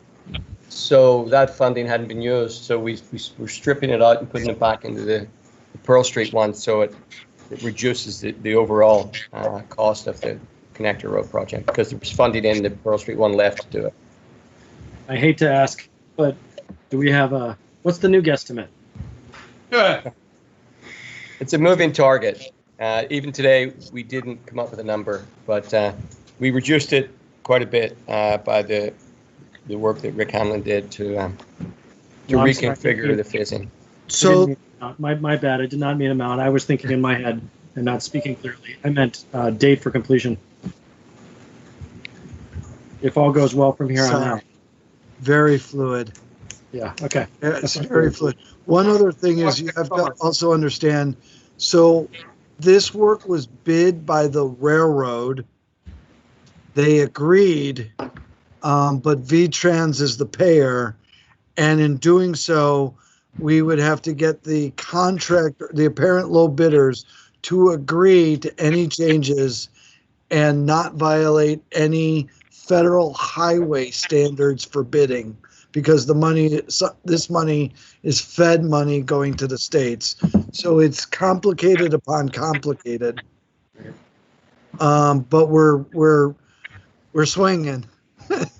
Cool. Swinging here.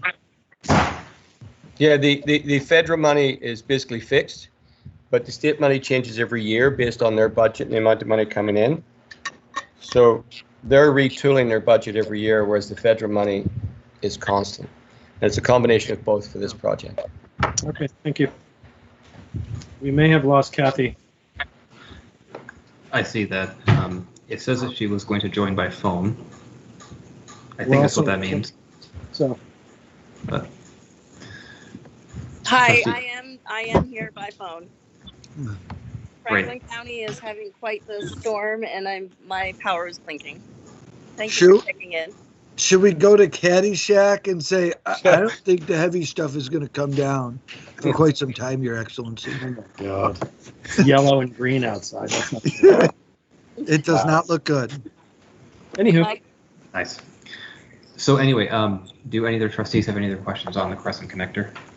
I'm good, thanks. Yeah. Great.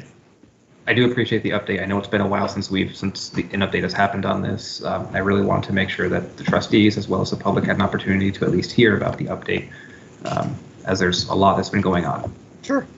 Happy to do it. Appreciate it. And So we can move on from that, and now we go on to discussion and possible action on merger, charter, and separation. Need to pull up the memo that I wrote. So I will do my best to paraphrase this for members of the public. Essentially, throughout all of our consolidation efforts from the village, with the town select board and the town government, had a very collaborative. We've had a very collaborative process, very collaborative relationship. We've made some real good progress so far. While we more recently than not, we started to hit some bumps in this process, to say it lightly.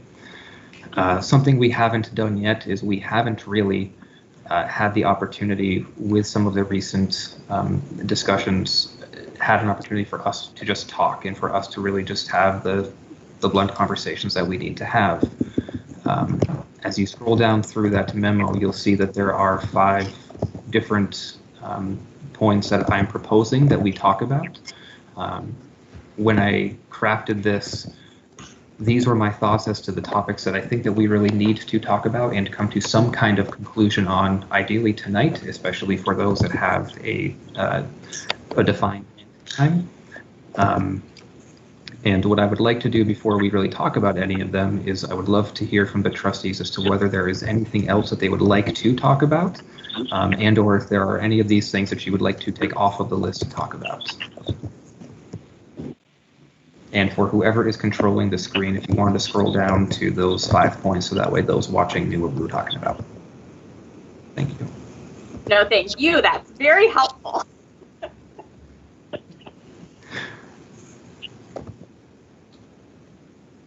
So I guess start off with, was there anything else that any of the trustees wanted to add on to this list? I'm good with it right now, Andrew. I'm good with it. I'm good so far. Not to say it won't be something that comes up, I guess, but no, it looks good. This is your only chance. I mean, all right. I'm being playful. So if we look at that first one of a joint meeting schedule to get a finalized merger charter completed before Friday, the 21st, my understanding is that we need to get it done before the 21st. Evan, could you correct me as I went back into some notes and I saw both the 21st and the 24th as dates that we had to have that completed? Actually, I do. I don't know the exact. I don't know that exactly. I'd have to go back through a couple emails. If you give me a couple minutes, I could have that answer. So regardless of the exact date, it's coming very, very soon. I'll open it up. Do any trustees have a strong opinion one way or another about trying to get this done before 21st or the 24th, as that is the filing deadline, to be able to have a formalized vote for the November ballot?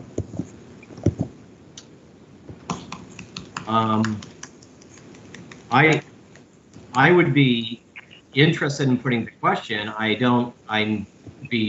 Doubt very much that the select board would agree to work with us on a tightened schedule over the next week or so to get something finished by the 21st.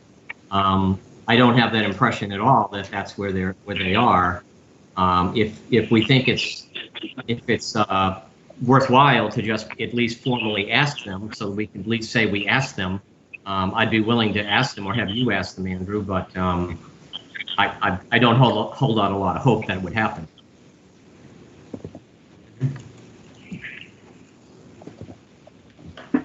I would agree with that, just to keep it simple. Okay. Nice, Rob. I mean, let's just move it on. I don't think it's a possibility. I mean, sure, let's ask them. I just, they're meeting this Thursday to talk about 3-3, so, I don't know that they will have the time, so. Okay. Dan? Oh, I agree with George. I mean, I like to see us put something to the people in the village here to get their input on this. Like we did this around push here a lot. I think there was a lot of misunderstanding when that 3-3 vote went through, and I've had that experience just talking with some people in my part of the village right here. A few people didn't realize what they were voting for. Okay. Wholeheartedly agree on that, Dan. Especially having stood at the polls for, I don't know how long I was there, about 10 or so hours. Regardless, so I can go ahead and I'll ask, or I can create a letter. Dan? Just one other comment. I just was going to comment that Irene Renner made a comment at a prior joint meeting about representatives from our community approaching the government ops, chair of the government ops, basically talking down the proposed 3-3 charter change. And she never specified who particularly, but the gist of it was that this is a vote that was the majority of the community voted for. Well, that's true, sure. The majority is fully true that the majority of the community did, but in the majority of our village, when you break it down, the village voted against it. And we have two representatives, or at least at that time, two representatives, Dylan Giambattista and Lori Houghton, who represent the village. And if they were to do the right thing, and as far as I'm concerned, if the majority of the village vote was against the 3-3 vote, then they were doing the right thing by going to present that information to the GovOps. I think I have no problem with that, if that were the case, just to clarify. Thanks, Dan. So it sounds like you'd like the trustees you'd like for me to go ahead and craft a letter and email to Elaine. I'd be happy to copy Evan on this as well, requesting that the select board, I would say add, 2, maybe 3, see if they'd be willing to add 2 or 3 meetings to their schedule to go ahead and finish the charter, the merger charter, to get it done for the ballot on the 20, whatever that date is. This is Raj. I'm just looking at my schedule. I don't have that kind of time. I don't know that I have 2 to 3 or 4 hour meetings to iron out the last 3 or 4 things we've got to do. I would almost, jumping around this list, I'd almost feel more comfortable that, we can iron out as a board. We're going to be a lot more efficient. I think we know what we want. And I think are generally in agreement about that. It's when we, need to engage and have these lengthy negotiations, I often feel like we're just waiting for them to have a discussion. And I'm not certain that they know where they're at. And so, you put those two together, this board having a good idea of where we are, and that board not really seeming to be in consensus about where they're going. And I just don't see that as a realistic plan for the 21st. I just don't. We can try. It's the right thing to do to ask. I just don't know, even from a logistical point of view, if I have three nights coming up in the next 10 days to deal with that. I hear you, Raj, and I would add that I think that we're really down to a point where we have to talk realistically. We shouldn't be doing political gestures. But on the other hand, I just think that from our last few joint meetings, there was so much indecision and uncertainty about what exactly. And you're exactly right, Raj. Where they're going, I don't really have a sense of it. Maybe, Andrew, sort of a compromise would be a letter saying, as we understand it, it appears as though you don't want to try. I'm not trying to put the onus on them, but just for clarification, ask Elaine, we understand the thrust of the last 2 joint meetings we've had with you. You don't wish to try to put a merger charter on the ballot by November. Is that correct? I don't. Maybe that's not an appropriate way to ask it, but just to put some finality on it to make sure that we understand it, because we didn't really get a clear answer at their last meeting. Raj? I guess the other thing that's a problem for me is that this leaves us absolutely no time to get any input from anyone. It's hard enough with the situation with COVID, but if we do this and get it on the ballot, then that's on the ballot. We don't, just. I find it frustrating that we're where we are, but I don't know that that's a good step to be skipping. So I'll just throw that out there for conversation.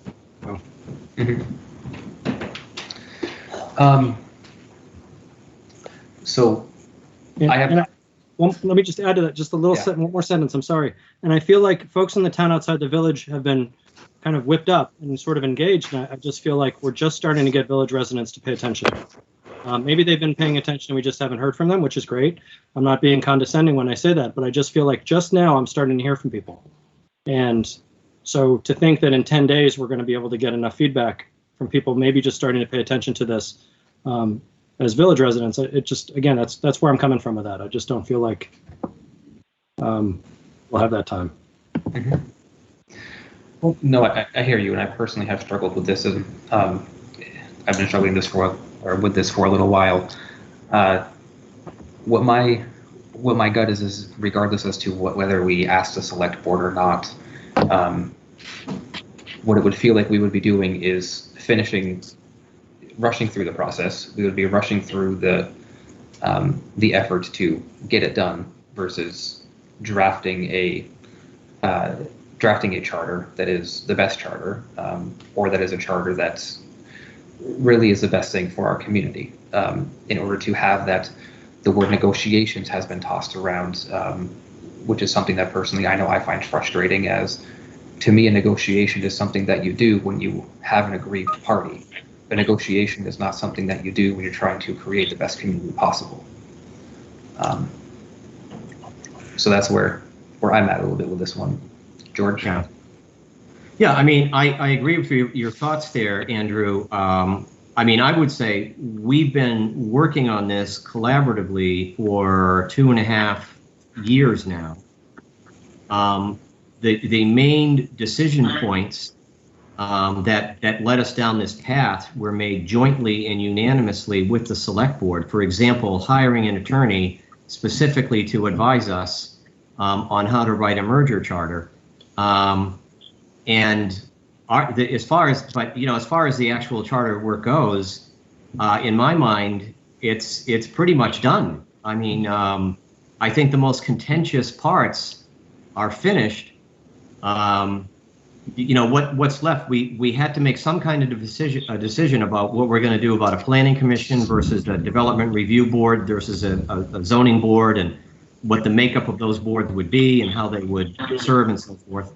And there's some other, maybe anything else that we wanted to add in terms of community development and planning. Then I think there was an issue about ordinances. I don't think that there were a lot of complicated, controversial points in the charter. So that's why I didn't understand when I listened to them, when some of the selectmen said, well, I agree with merger, I'm just not sure this is the right merger, or I don't know what the process is. We've been engaged in a process for over 2 years.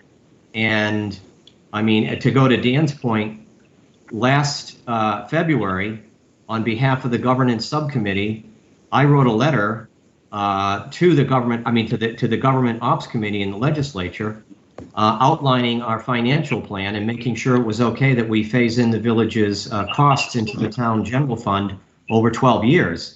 Now, I did that on behalf of Max Levy, Andy Watts, Raj Chawla, and myself on behalf of the government subcommittee. At the same time, we had Dan Richardson talk to the legislative attorney and to the tax department. Shortly after that, we held a public hearing, as you all recall. We invited all of the Essex representatives from the town and the village. We invited all of the senators from Chittenden County. They all came, and we presented jointly as two boards the full layout of the merger, the process, and where we were at the merger charter, saying here's why we chose a 3-3 versus a 3-3-1 versus a 3-3. Here's the finance mechanism. Here are the the village is going to keep some of its costs for itself. The village is going to, absorb its own debt.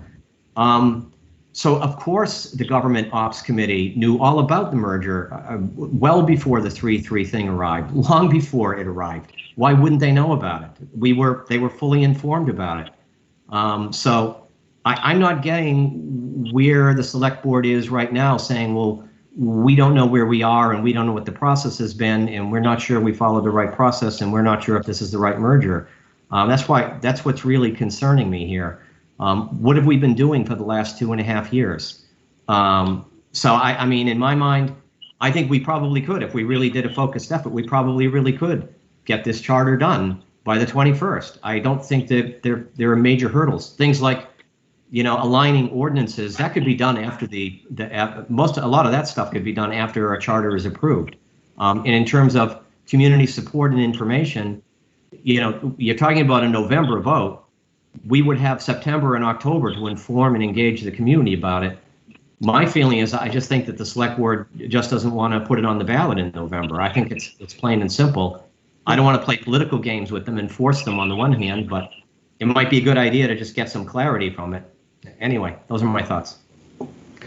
Thank you, George. Dan, go ahead, and then after that, I've got something I want to add to it.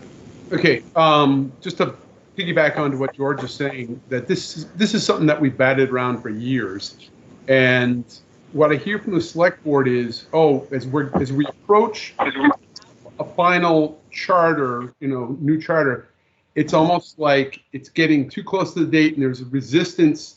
It's like we have so much more to do. We haven't settled all this. You're never going to get everybody on the same page. We've got something that has been looked at by multiple people, board members past and present, and it really, I think, is pretty much ready to go forward. But I think now there's cold feet on the other side, or at least I say the other side, the community outside of the village, the town outside of the village, representatives as well as just members in the public in general that are doing anything possible to find a way to stymie the process, to keep it from going on the ballot. And I think we should move forward as a village if they're not willing to do so, and let people in the village see what they think about it, get their viewpoint on this. So along that line, Dan, George, I think that you're right that I'll go ahead and say 99% of the charter, I believe, is done. There were some wordsmithing portions. There were some concerns about some of the what ifs. To me, I wonder if the charter is good enough. And when I say good enough, I mean, is it good enough to get to the voters? Is it good enough to say, we have put forth our best effort. We have done a significant amount of effort putting into completing a charter.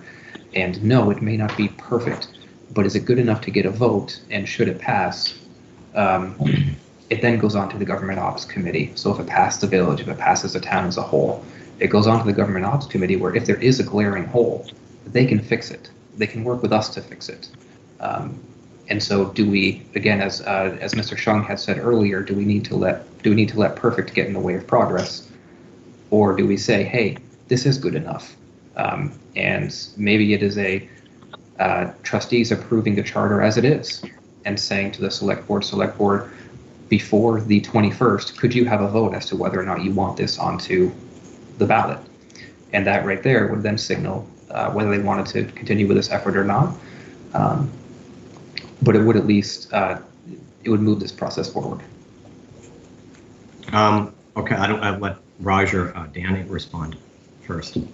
Just one, just comparison. I mean, the U.S. Constitution, one of the greatest documents ever written, had amendments done to it, multiple amendments after the fact. So it's not like this is, we're locked into something that if something comes up that we say, oh boy, maybe we can amend this, do a charter change it. The process needs to move forward, and I think it's virtually at the point where it should be, or need to be, to get voted on. And that's just my opinion. Yep, agreed. Thank you, Dan. Thank you, George. Raj? There's a couple things that I thought of while you all were talking, and I see all the slides. I also see a big list in front of us that would be odd if we decided to do this to talk about after. So I'm kind of thinking maybe we should keep this in mind and move on through the list. Well, we also had a group, and I happen to agree with this, ask for some numbers and some scenarios. So, I'm guessing, Sarah, if I could put you on the spot, those scenarios, those numbers that were requested probably won't be done by the 21st? No, so I don't mind being put on the spot. Evan just actually texted me the same question, so you guys are on the same wavelength. One of the things that happened this week that was unexpected was FEMA announced, so the FEMA COVID grant was originally open-ended, and it was going to be expenses incurred through December 31st of this year, and they announced late last week that they have a deadline now for everything through June 30th of September 1st. So that, and then the state grants for COVID that came with the coronavirus relief funds, the applications, one of them just came out late today and the other came out last week, and those are due September 1st and September 4th. So I made the decision to prioritize those things. I've gotten a quick start on some numbers. I've looked at a few departments and sort of what format do I want to present this in, but at this point I'm looking at the joint meeting in September, which will be September 28th for a presentation. All right, thank you, Sarah. So I guess that would make me probably a no. But I'd also suggest let's talk about these other items and keep this conversation in mind. Right. And kind of circle around these questions and then come to some decisions, because I think there's other scenarios in here worth talking about. Mm-hmm. When I posed these, I did intend for this to be a fairly fluid conversation, as they're all so intertwined. Yeah. We can't really have one without the other. Yeah. So, George, your hand is up. Dan, I see your hand is up. I'm just a technical thing. You know what? I think it's this probably for the next 20 minutes is just going to be a free-flowing conversation between the four of us. So maybe we should just all leave our hands up. I don't know if that helps or not. I'll go back and just and I'll try to just be cognizant of not dominating, and we'll each take up our own portion of the time. But I just want to return. I agree. I agree with the thrust of everything you're saying. I'm not disagreeing with anyone, and I think it's an interesting idea to say we're planning to just finish as far as we see it. The merger charter is pretty much done, and we're going to finish it up here. And we understand that you might have some problems with you might see things differently, but I'm not completely opposed to that idea. That might be something for us to do, and then say this, as far as we are concerned, this is done. It might need some more work. To raise Dan's point, absolutely, it could be further amended. And I think we have a letter from Sarah Copeland-Hanses from the House, from the GovOps committee, and she's saying right there, we'd love to work with you, town and village, on a merger charter. So I think that, as I understand it, and I understand the process from Dan Richardson, they do that all the time. They get a charter and they want to approve it, but there are some problems, and they pull the appropriate officials down to the Montpelier, and you work on it and you amend it in the committee room, and you just work on it and then they approve it. So I absolutely, it doesn't have to be perfect to be voted on. Absolutely not. So, going along with that line, and if we're going to just jump in here, yep. This particular conversation piece is something I've thought of before. Let's finish our part. Let's come up with our representation model, which we've already talked about. Let's do the things that as a village we think are important to the village. Give it to the select board. And then let's get the Gov subcommittee back together, newly populated, sure, and have them negotiate, the final. It may not be ready it's probably not going to be ready by August 21st, but that's a process we could go through. We could do our work and say, this is what we're comfortable with. You all do your work on the select board, and then we'll, we won't have to sit, and I don't mean this negatively, it's going to sound negative.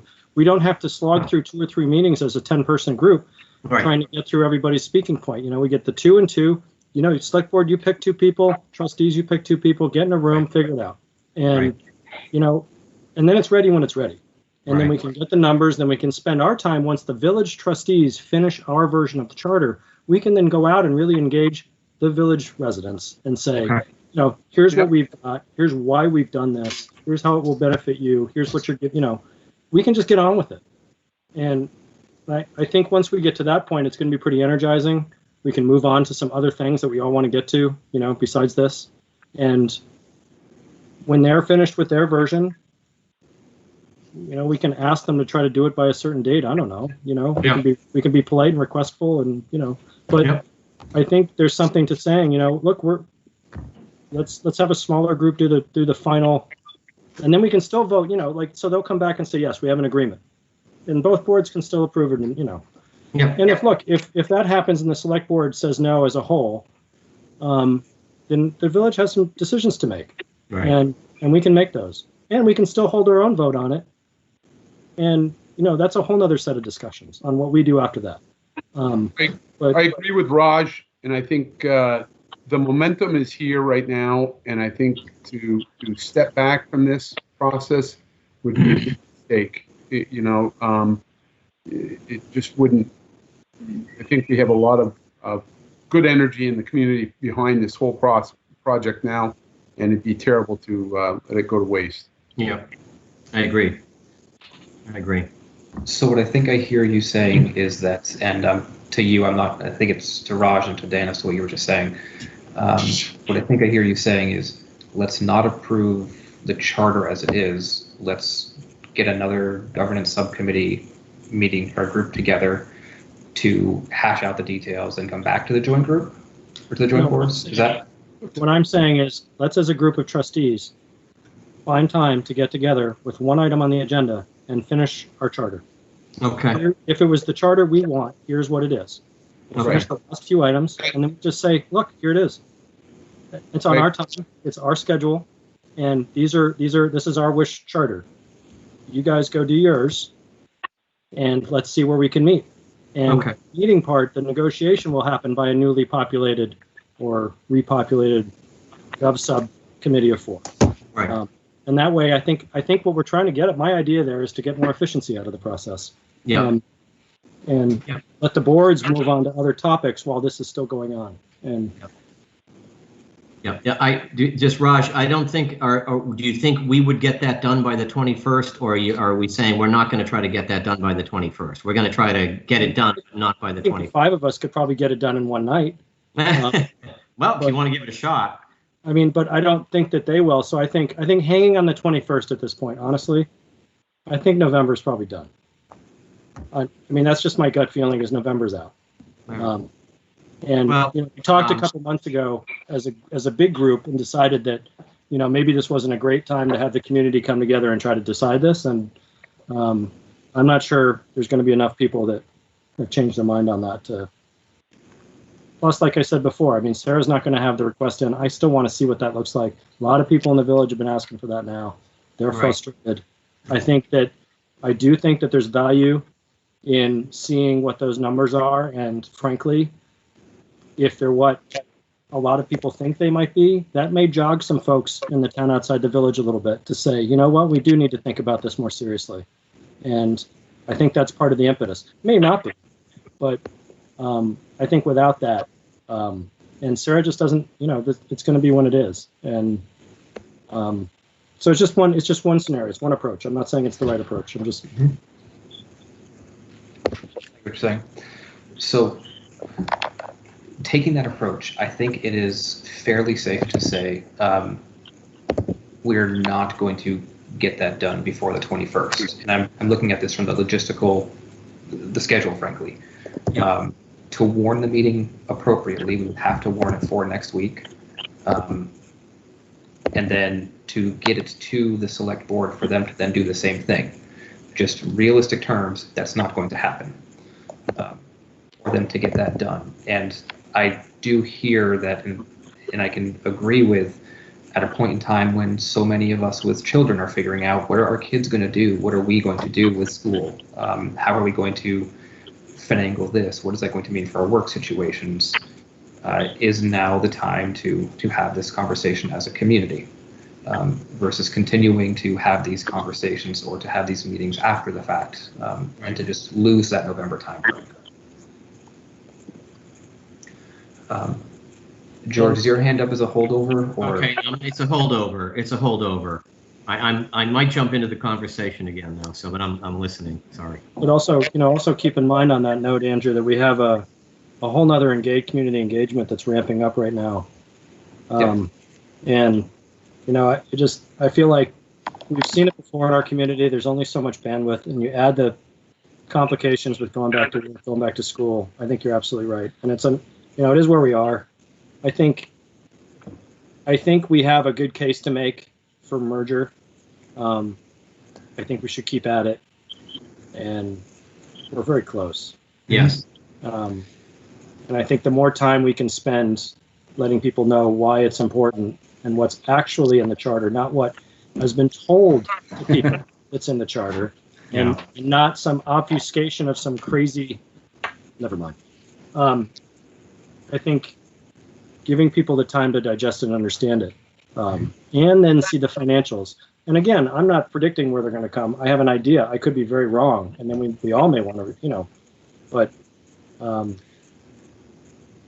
Right. I'll jump back into the conversation here.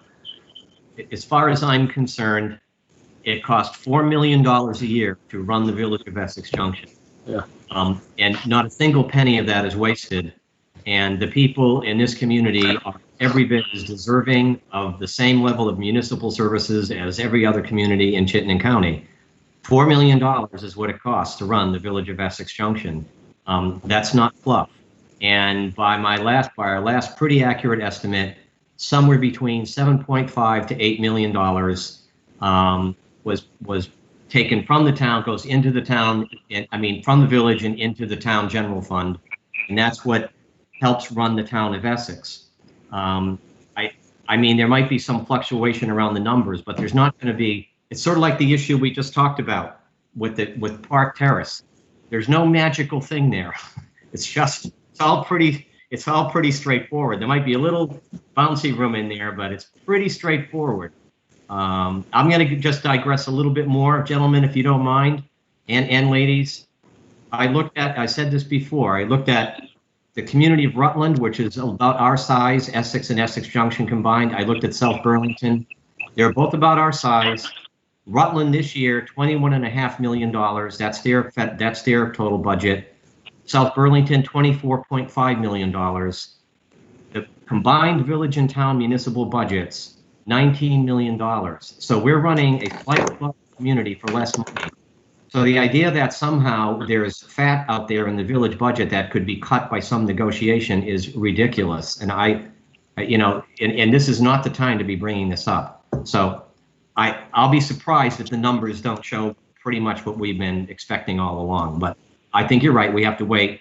We can make our own speculation, but until staff gives them to us, they're not official. So, we have to wait to see what happens. And we also realize that Sarah and Evan have bigger fish to fry right now, so we can't be demanding now. Anyway. So that seems like a good time at this moment. Evan, I see your hands up. Hang on a moment.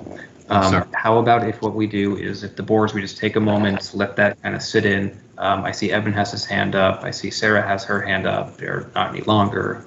I know that Annie wished to speak. If us board members just take a pause for a moment and open it up for some other comments. Sure. Yep. All right. Evan, why don't you go, and then we'll turn it over to public comment. So my comment is that while regrettable that you may miss the November ballot was an idea based upon the vote totals and the interest in people voting. And then along came COVID and now voting by mail. What we are seeing in the last elections of March and April was a huge increase in voters voting by mail. This particular election absolutely swamped our clerk's office for the better part of the last 2 months. We are experiencing numbers in voting. I don't know if this town has ever seen these numbers. And so what I'm getting at is if you miss November, which it does look likely because of what's left and the information, you do have March. And what I would suggest is one of the things that Andrew, that you pointed out, is if you all do not meet very shortly, March will become a problem. And so you may want to shift this conversation. If it's not November, then what is it? And what needs to be done by that filing deadline? And if it is going to be by Australian ballot, you are going to see a large turnout of people based upon the last couple of elections, the town and village elections in November. And so you could get the word out in a lot of time for for March. So that was my point. Good point. Thanks, Evan. And so now, Annie, I know you had wanted to speak. If you are still with us, which I think you are, go right ahead. Thank you, Andrew. I was a little curious. I thought you had said Sarah wanted to talk, or is that left over from before? Because I'm always want to hear what Sarah has to say. Thank you, Annie. I changed my mind. I'm sorry, Andrew, to act like you didn't know your job. I just like when Sarah talks, I listen a lot. Well, I listen to all of you. I'm wondering if this is possible. To me, all of these things we're describing about why it can't get to November seem the opposite to me. It seems like all the reason why it should. All getting ready about schools I feel like we have now an engagement of people thinking about so many great things. Hi. I'm not sure who that was, but whoever that was, if you could hold off until Annie is done speaking, that'd be great. I think that we have very engaged citizens. The door. I was just coming in. I feel that if your phone number ends in 74, is that the person that, I don't know. Anyway, so I feel that this level of engagement that we're all in, where people are online about schools, people are just really actively thinking very well for themselves. Yes, it's stressful, but people are paying attention. And Evan and I agree that the ballot numbers in March doesn't look bad to me, but here's what I propose. I propose that you do what Raj is saying and what you're all saying. You look at it and you put on the ballot for November for the village, from the village end, what the village wants in merger. Then no rush on Sarah to get her numbers. I think I heard Sarah say she could be ready by September 28th for that joint meeting. And if you decide to put this on the ballot now by August 21st, the people who are going to vote on that have time between August 21st and November to study what the separation numbers look like. We can provide that information, and the fact that it's going to be on the ballot makes people want to be more engaged, right? I'm going to want to ask what these numbers are. I'm going to want to know. And before we even get to the numbers, I think can be some work done to just line item. I don't know if line item means what I think it means. I'm thinking of just like without the numbers yet, just say what I pay for as a town village resident versus what a town non-village resident pays. Like, just so that we know what it is, let alone how much it is. And I don't know if that's possible, but I feel like the education can happen between August 21st and November. That's a nice space of time. It sounds to me like, Sarah, I don't mean to keep saying September 28th, but I think I'm right that that's what you said, that you could, no rush, be ready for. And then you have people thinking about this. And the fact of the matter is, whatever we vote on for November, if it's only put on the ballot for the village, it needs to get re-looked at by the entirety of the town, which includes us again. But it gives their momentum that cannot be ignored, because I don't know that I want to sit for 2 more years talking about this. That's bananas. And so I really feel that we can take a step that is concrete but not undoable. And then, like Dan said, even as we go forward, there are things to change and manage. And like, it's just, I think so many people in the entire town, not just the village, are tired of the conversation and would like to, have a practical exercise in what moving forward could look like. And then learn a lot from that vote in November. And then either you learn that you need to educate more, or you need to listen more, or we need to look at complete separate. I don't know. But I just feel like the November idea, we're so close to it that I'm really reluctant as a human to not press. And I know I should have stayed in my select board seat to have this opinion. Thank you. Thank you, Annie. Were there other members from the public who wish to speak at this moment?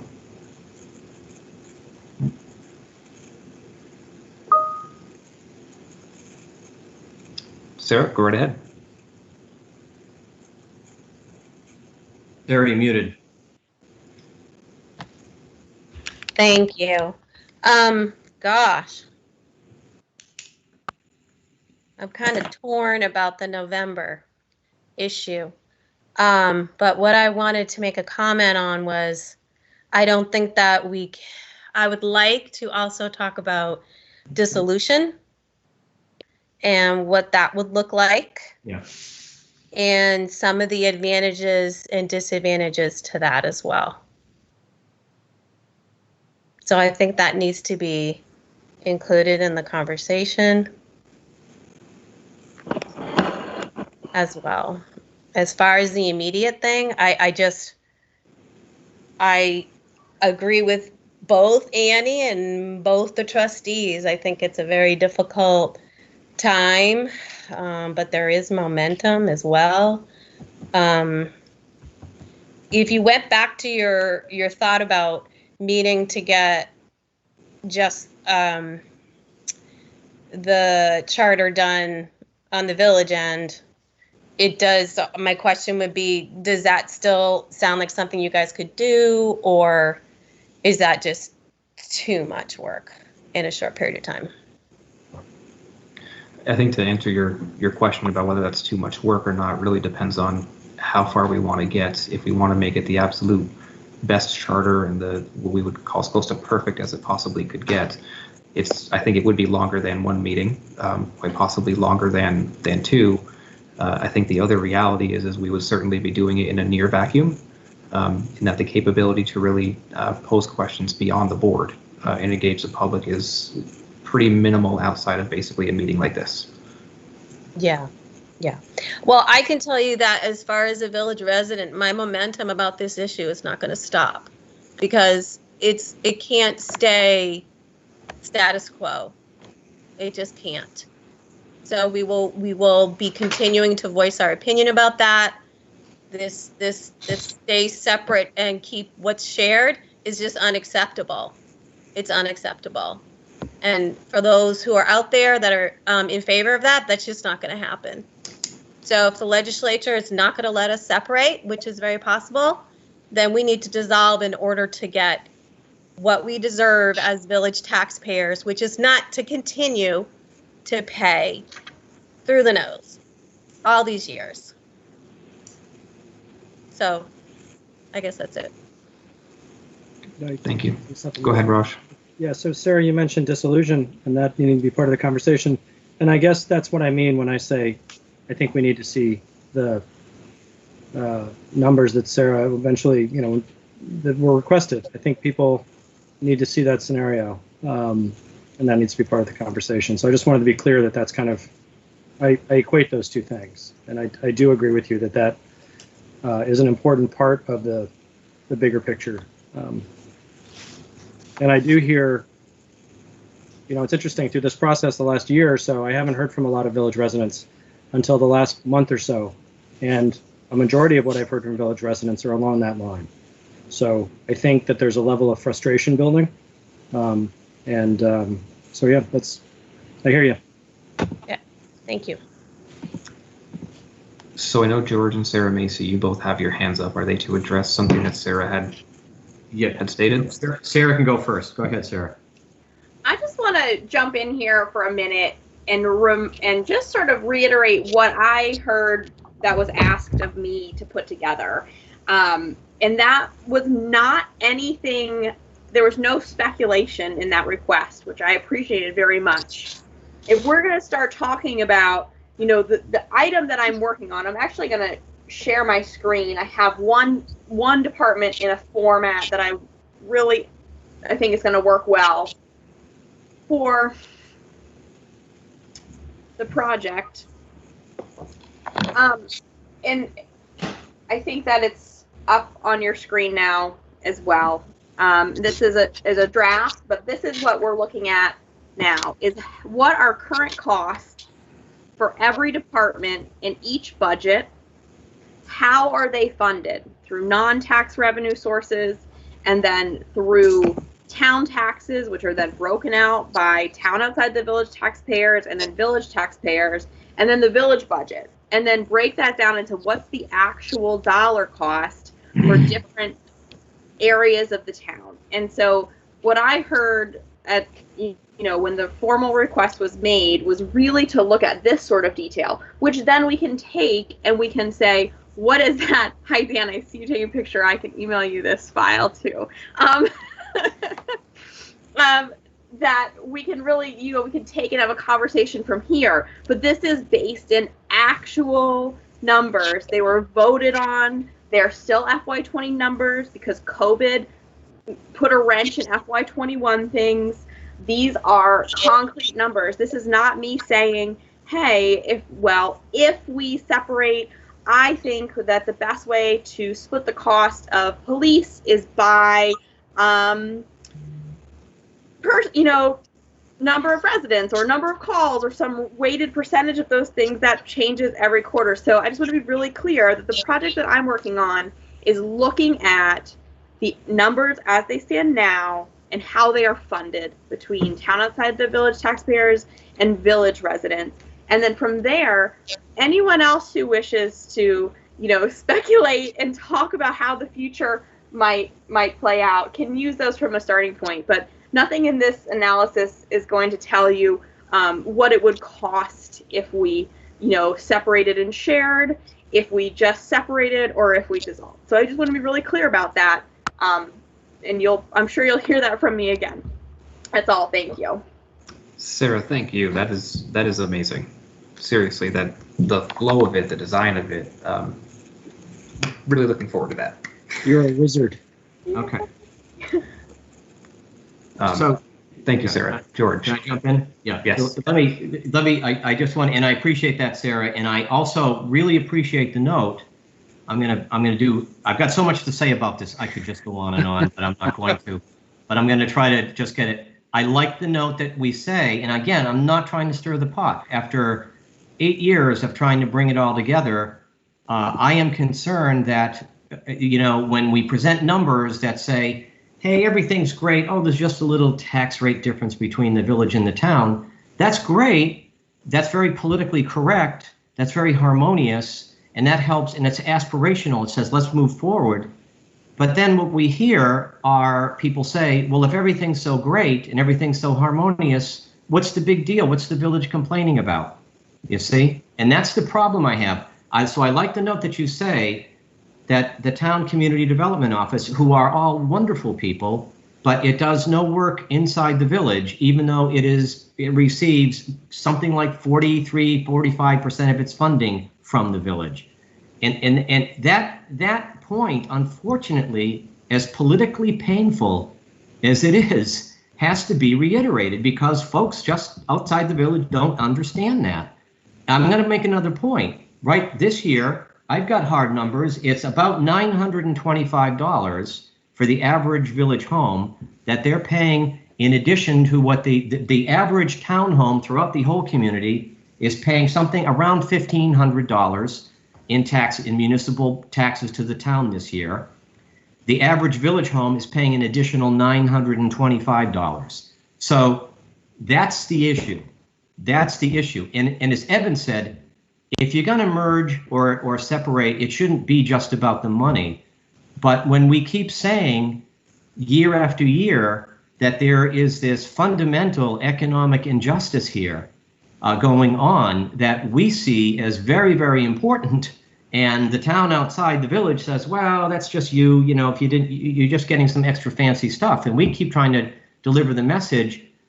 This is a community that needs to have a fire department. It needs to have a community development office. We need to be able to fix our roads, just like Winooski or the town outside the village. And we're required to do that all on our own dime, while at the same time subsidizing the town. That piece of information really needs to get delivered. And as I think Raj and Dan said, I mean, everyone said, and Sarah, we can't continue. The status quo is not an option. We thought 7 years ago that slowly moving towards merger was the best approach. One budget, one administration, one elected board, one vote. It's the simplest, fairest, most direct way to do it. That's the umbrella we've been working under. I still firmly believe that. But there are other ways of solving it. But the one thing that isn't acceptable is to continue the status quo. The status quo is not acceptable in my mind. We have to get, as I agree with Sarah, we have to get around that. We have to make that clear to everybody. These costs, with the additional $225 on an $86 million school budget levied against village homes this year, just here's another $200, folks. I mean, we have to be responsible community leaders. We can't keep exposing our constituents to these kind of tax increases year in and year out, and they're just supposed to absorb them. That's not right. So we have to take action, and we have to make it clear. We have to take action, and we have to solve this problem. And we want to work so much with the select board. We don't want to have some catastrophic thing happen, but they have to see the numbers so that they understand what the issue is. Thank you. Thank you, Sorry for George. making a speech. Sorry for making a speech. I didn't mean to make a speech. No. Dan, you go ahead, and then I'll go after you. Speech, and I just would echo what George said. And when you say that if you're going to merge, it shouldn't just be about the money. Well, it is ultimately about the money, because that's the reason that the merger is failing. The powers that be opposed to merger are exactly using that as a reason not to merge. The village has expensive services, and that's the reason they don't want to merge. In fact, I received an email from Irene Renner with a little cartoon caricature of what's coming around again, and it shows the town, outside of a house, represented by a woman and a man, and they're opening the door, and there's somebody at the door with their bags and all their expenses, and the village services, the recs, the Brownell Library, and everything, all such things. Well, you know what? The reverse could be said. How about the person that's at the door is leaving with those bags, the library, the rec program, everything, and we're leaving with our money, and now those people in that house are high and dry because they're going to be missing out on all that money. That's the message that's got to be sent to the people in the town outside the village. The Essex Retorter, their little caricature won't display that, but that's the message that should be brought. So along those lines, the energy that I think that people are feeling right now, George, what you had said so well, is one of the reasons why, for me, I'd loved for us to be able to say the charter is good enough from the trustees' perspective. Let us just get this done to a point where it is good enough. It may not be perfect, but it's good enough. So that way we can get it to the select board and tell them, we have done our part. Are you going to be an equal partner? If yes, do your part. Let's finish the charter before the 20 whatever. Get it on the ballot. If they say no, that in and of itself, I think, should be enough of a bellwether for us to say, great, let's figure out plan B. Let us move on to these other conversations. If they say yes, and it goes forward, and we end up having the vote at the same time, we'll get the additional numbers from Sarah Macy. We'll get the additional facts. And if what the community ends up saying through that process is, Over here, I have the work that has been going on for the past 8+ years, plus a previous merger attempt. Over here, I have separation, possible dissolution, some other option. I can now weigh those, and then when it comes time to vote, if merger passes, that means that the community as a whole wanted merger. Right. If it fails, they clearly want something else, but we can have that answer again. Yeah. It happened once in 2006. It got overturned by that recall vote in 2007. We can have this answer and just move forward. My concern with continuing to wait until the charter is perfect is we lose the vote, we start to lose the momentum. Oh, yeah. So now I feel like I'm throwing on a speech, and I will rein that back in. Totally, yeah. Totally. So Andrew, are you saying that we shoot for the 21st and do the numbers later? That, is that what you're saying? That is what I'm saying. What I'm saying is that I know that I personally have things that I would love to have seen different in the charter as it currently stands. But I really think that if we throw in one meeting, say next Tuesday, and we say we just finish the thing, okay, and then we can get it to the select board, or we could even say right now, it's good enough.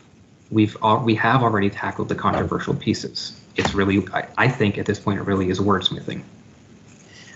It's got we do, Andrew, excuse me, I don't mean to butt in, but we do, the present village charter does say that how we pick out a planning commission. I think that, I think we are agreed that we want a DRB and a planning commission, but, so I don't think it's controversial, but I think you do have to put that language in there. Because the present charters have that, because that's a trustee function.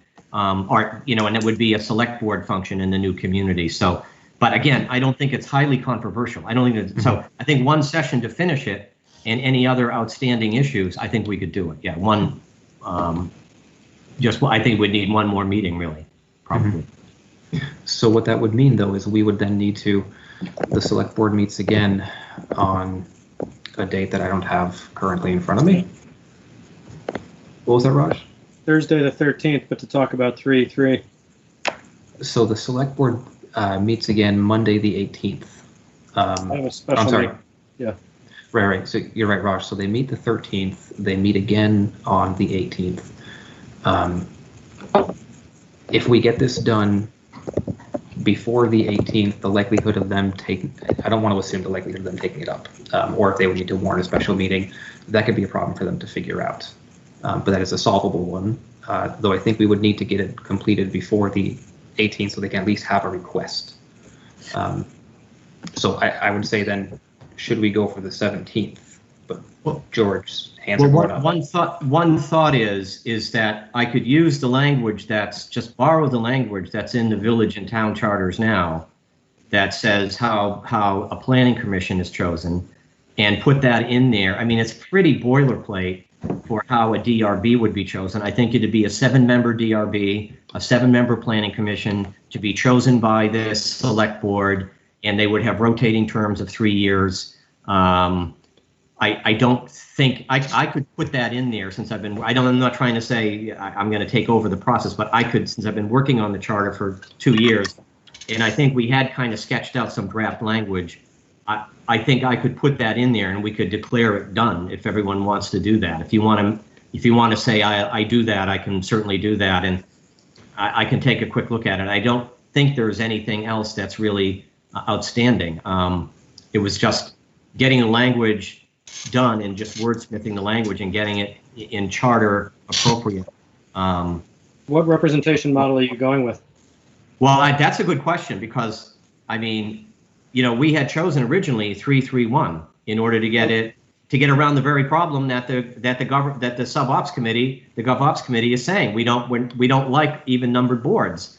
So I'd throw that out to you guys. What do you want to do? I'd go back to the 2-2-3 we picked in the first place. The 2-2-3? Yeah. Okay. I mean, I'm not interested in one person having that. I'm not interested in the 3-3 thing was, I find it disingenuous that members of the egg are all of a sudden for that. I just do. Being on the front end of that, I dropped off that process after a while, but I'm baffled. I'm baffled by the sudden sudden need for the town outside the village to get religion around representation. And I think it's going to be bad for the community. I don't think our community wanted it. It's not what the process called for at first. And I think it was just a tool to blow it up. I'm not going to mince words. That's exactly what it was. It was well done. Congratulations. But I don't see any point in meeting that with, and that's the holdup. And I don't see the select board doing anything but. And Thursday they're meeting on how to put that on the ballot, how to fix it. So, you know, going down this list in this agenda, you know, yeah, I'm all for having our representatives do whatever lobbying they can possibly do to delay that. And then where does that leave us? So there's a lot, you know, there's a lot to this. I mean, I hear what you're saying about the thing. I still think, I mean, I'll go along with it, I guess. I still think, though, that we want to let the process play out a little bit. I think it's rushed. Do I think it's almost done? Sure. You know, but you know, I think we're far apart on representation, at least as far as I'm concerned. I've had people say to me, "What's the big deal about 331?" And frankly, what's the big deal about 3.3? But you know, we just had a big discussion about not being 100% certain that the downtown is going to get the attention it needs after. And Yeah. Okay. All right. I just don't think the select board is in a position to do anything different than that right now. So what I'm getting from this conversation is that I think it's probably beneficial for us to talk about the charter in a very focused meeting. Okay. I think that it might be beneficial for us to have one more go at it, if you will. Yep. The question that I would pose, and I don't know if trustees you can answer this, Evan, Sarah, if one of you can answer this, do we need to wait until next, I'll throw out Monday so we can meet before the select board does to hopefully get it done with open meeting law, or can we meet sooner? Well, Monday is a holiday. So, I mean, Evan's the boss. He could rally the troops, but just so that you have that information, I think that warning a special meeting is 24 hours? I'm trying to channel Greg and my memory from doing this in Milton. Yes. So here. Go ahead, Evan. So I got to think about this. You could warn a special meeting on Friday for Monday. It is a holiday, so I would not ask any of the staff to give up their holiday. I would be there as helpful as I can be. And you can have it on Monday night at your regular time. Now, are you talking about a meeting of the village board only, or the village and the trustees? Just the trustees. We can, as long as the agenda was as simple as there's a meet, like, you know, there's a meeting, it's at 6:30, here's the item, we could get it out Friday, I would attend. Okay. And we'll give you Tuesday off, Evan. Don't He lie has to a me. meeting Tuesday night. Don't lie to me. I already have a meeting on Tuesday. We give the manager Tuesday. Well, you get Tuesday off until 7:30 that Tuesday night. I accept. Okay. So I understand that Monday it's Battle of Bennington Day. Thanks to Google.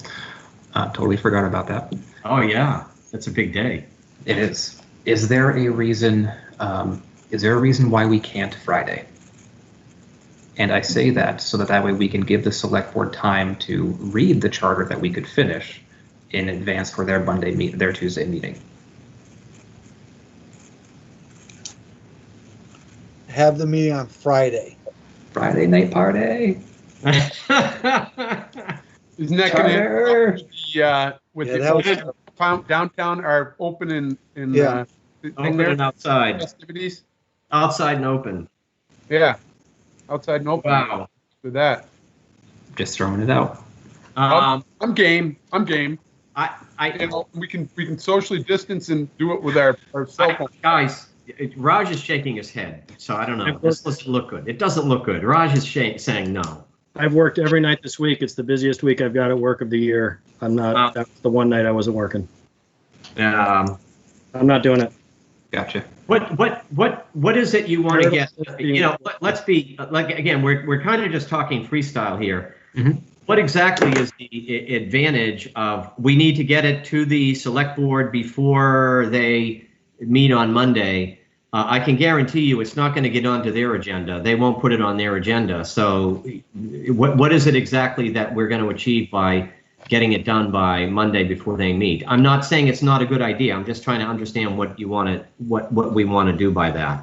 No, the point was for them to have, so if we get it completed on Monday nights, what's going to happen on their Tuesday meeting is they're going to say that they haven't read it, because we've all been in those shoes. We get something the night before, and the likelihood of us reading the whole thing can be fairly small. Yeah. At the same time, again, if we wait and meet on Monday, what that then means is the select board will just have to likely warn a special meeting to make that decision. And if that's a choice that they make, that's their choice to make. Right. And so we don't necessarily have to rush it to get it done on Friday night. Yeah, I think maybe we have a standing offer from Evan to donate his holiday dime to the process. So maybe we should do Monday and let Raj get a night off, and we'll all be rested over the weekend. Mm-hmm. And I will get the latest iteration of the charter and get it to everybody ASAP. As long as we kind of pledge not to go back into it and start rewriting the whole thing. I think we could probably get it done fairly quickly. Well, sorry, Evan had his hand up. Oh, you go ahead, Rod. No, I was going to say if there wasn't much left, right? I mean, we had 4 or 5 points, 4 or 5 sections that we hadn't worked on yet with the select board. Right. I mean, we could probably look at those before Friday. Yeah, I can get it up in Friday. Yeah, kind of rubber stamp Monday. Yeah. Fairly quick Monday meeting. Yeah. I don't think it's huge. And as we said, it doesn't have to be perfect. It has to be, the major points are the financial points that we put in there, and that were discussed at length unanimously with the select board and the governance subcommittee under the advisement of an attorney we both hired over the course of 2 years. So I don't think there's anything really profoundly shocking or strange in there. I think that all the language about the water districts and all that we debated at length, it's all there. We had agreement on all these things. So I don't think it's that big a deal. I think we could get it done. I'm game. Maybe there'll be some big glitch and it all comes unglued. I don't know, but I think it could be done by Monday. Thank you, George. Thank you, Raj. Evan? So just so that you're aware, the select board is meeting the 13th this week. Yes. Mm-hmm. Okay. You're going to potentially meet on the 17th. And the select board meets on the 18th. But if they meet on the 13th and schedule a meeting for the 19th, which is the Wednesday, you guys would finish your work on the 17th and they would get the document. And while you're not asking them to read it and vote on it the next night, you are giving them another day to look it over. Yes. And you'd be giving them a notice that it's coming. So yes, again, they've seen the document many times. They just haven't seen the final product of what you would vote on. Right. I wanted to make sure you knew they were meeting on the 13th. They're meeting about the 3+3 proposal, and then you could put your charter, if that's what you're doing, that would be your schedule for the week, and we would use Thursday the 20th to make sure we were getting all the language and stuff proper for the ballot. Yes.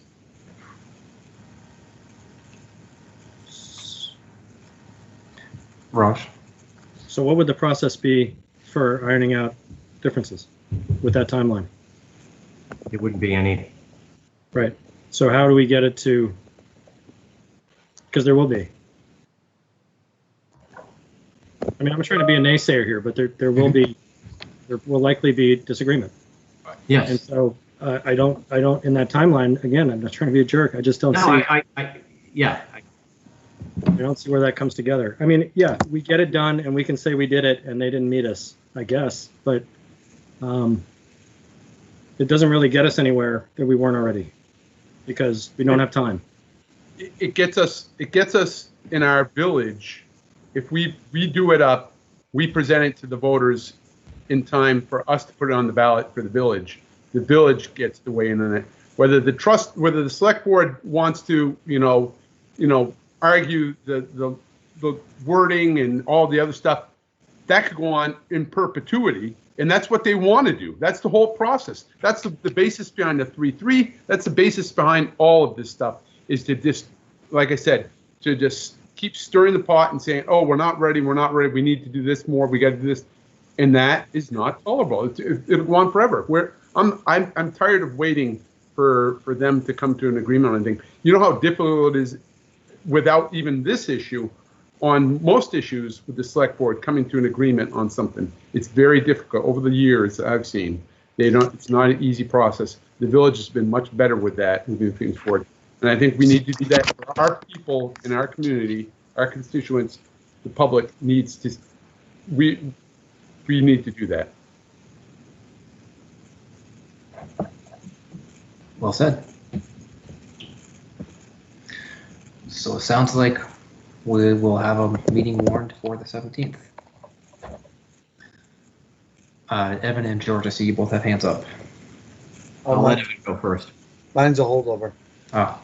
Okay, I just wanted to answer what I think this all goes back to, in my mind, is the very original question we started about 45 minutes ago, which is, are we going to try to schedule a meeting with the select board to finalize the charter in order to get it on the ballot in November? We were saying, should we ask them the question? Should we do it? Should we try to ask them if they want to work on it with us? This, in my mind, is our way of posing that question. We're saying we finished the charter. Here it is our understanding is that you guys worked on 99% of this with us, and we've got evidence of that from 2 years worth of meetings. And so do you want to put this on the ballot in as it is, as ugly as it may be, and it maybe needs a little bit more work, but it could be altered when it finally gets approved and down to the GovOps committee. But do you want to go ahead, we're asking the question, do you want to go ahead and put a merger charter on the ballot in November? Here it is, this is what we would go with. How about you guys?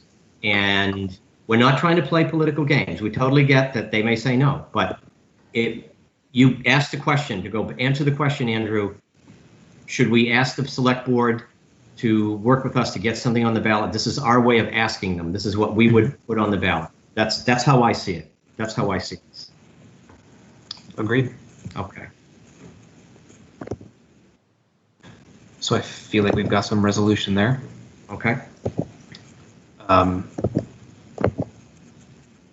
So why don't we move on? Yeah. Why don't we move on? Move on. Let's go to... The night is young. That's pitch black out there, George. Raj. So we still have, there are some other outstanding questions, especially given the meeting coming up on whatever day for the select board that they're meeting. Do we want to write something to the House Government Ops Committee about the 3-3 proposal? What I would say is, if we're moving forward with creating our own charter, or not creating our own charter, let me rephrase that. If we're moving forward with the charter proposal, and ultimately if we put in front of the village voters a charter, I think that in and of itself is likely a statement to the Government Ops Committee. Yes. So for me personally, I think that answers number 3. Right. Right. Yeah, I mean, I would do it. You would do what? I would engage them. I would just let them, I mean, make it very clear. Don't let them have to get the nuance and hear about it separately. If they're not paying attention, I would let them know.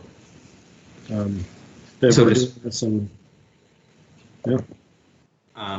Instead of a letter specifically about 3.3, give them an update, if you will, as to what we're doing. That's what you meant? Yes. Okay, great. Yep. Sorry. Oh, no, don't be.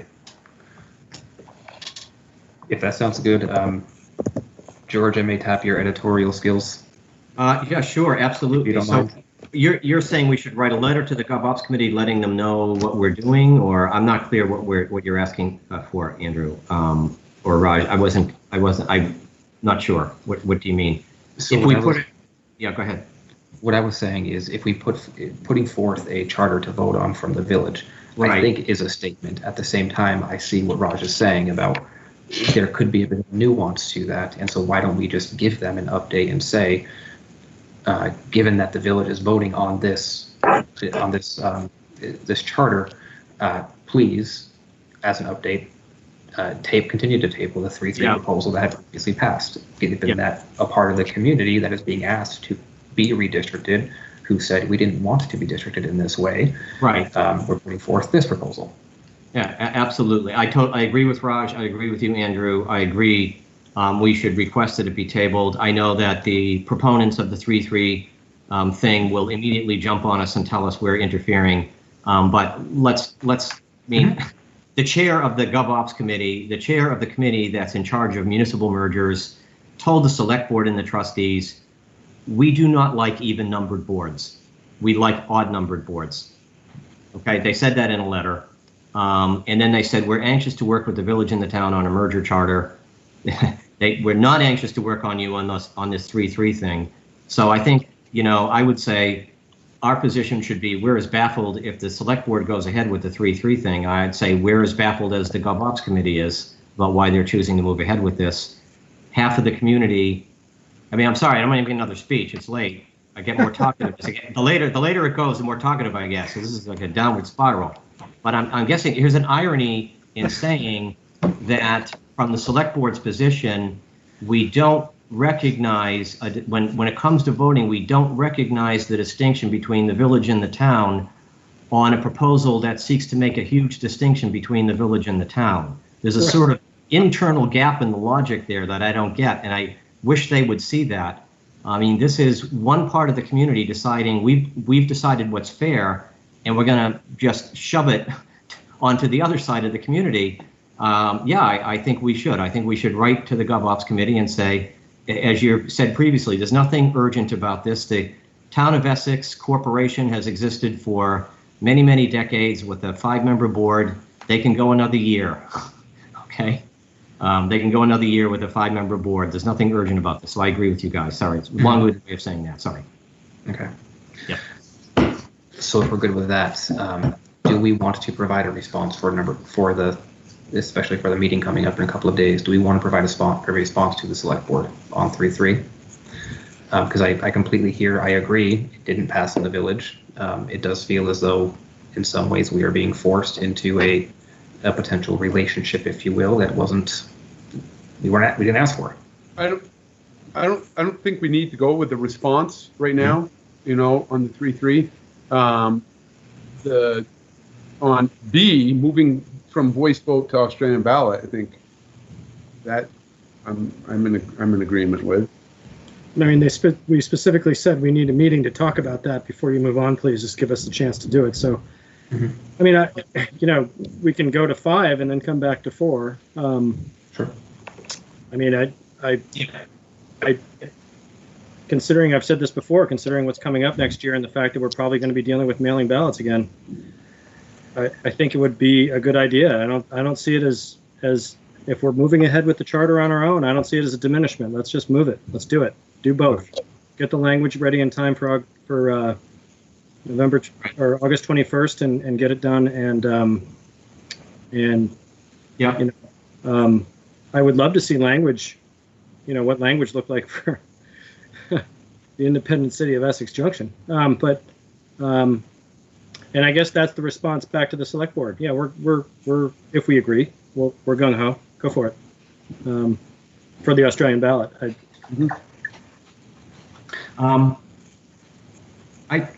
don't. Andrew, can I speak? I don't want to I think that the charter has Australian ballot in it. We're saying we would move Australian ballot. So that would be in there. So if the select board by some miracle says, yeah, let's put this on the ballot in November and we'll join with you on that, then we wouldn't need to have a separate Australian ballot initiative for the village, right? But we should be getting one ready, because I'm pretty sure the select board is probably not going to work with us to get the ballot, to get a merger charter on the ballot in November.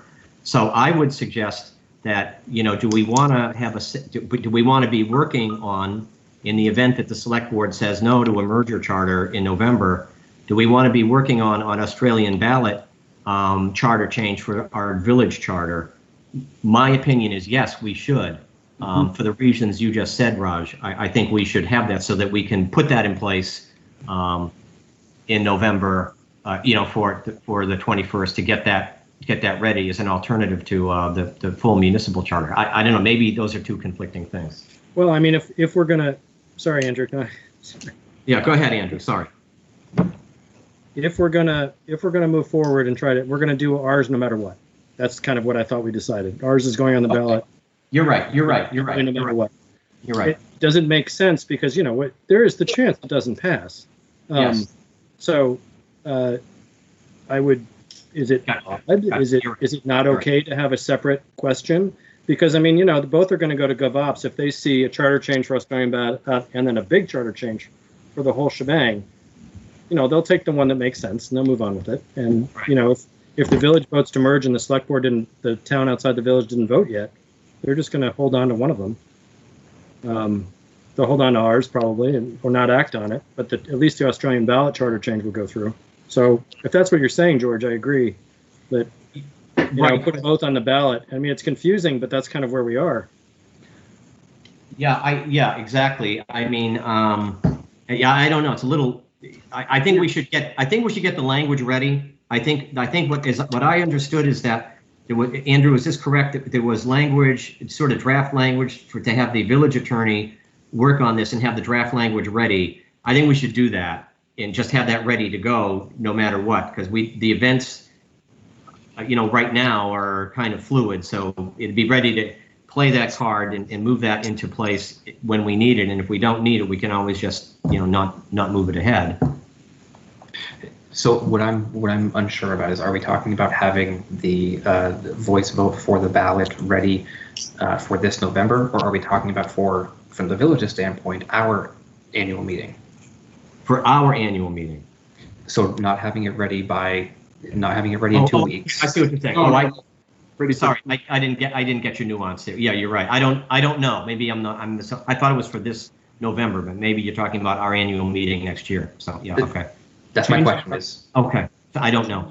Do you mean changing our annual meeting to a Australian ballot, but voting on that this November? That's it. That's what I want to do. That's what you wanted, and that's what you meant, Andrew. I'm totally fine with that. I think that's what I'd like. Okay. Okay. Yeah, I'm really sorry that I wasn't able to be at the last meeting to say simply, I like it. Okay, that's all right. No, it's all good though. Great, so I think that we have a path forward on these 5 items. No. I think so. Did I miss something? Can I offer one suggestion? Yes, George, as always. You might want to maybe let if we are going to formally tell the GovOps committee that to request the GovOps committee table the 3-3 charter proposal if the town moves ahead with it, and I'm assuming they are, you may want to let them know at the Thursday meeting, just so that they can weigh that in as a factor. I'm sure it won't change their mind. Maybe it won't, I don't know. But you might want to at least let them know that we're planning to write to the GovOps committee to table it once again. I don't know, that's my thinking. I think that might help them focus a little bit more. I see a general synopsis of this meeting as a letter, if you will, to the select board, or at least to Elaine. I see that being beneficial and something that I can work on tomorrow, so that way they can have it for their meeting. Okay, great, thanks. That's what my assumption is. I mean, it was something that I was going to finish up with, as I didn't want to just make that assumption. Okay, good.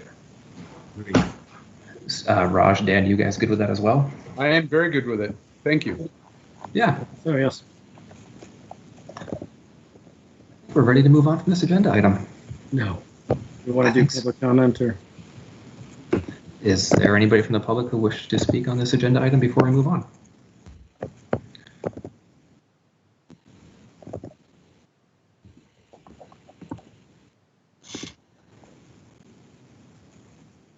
Not seeing any hands raised.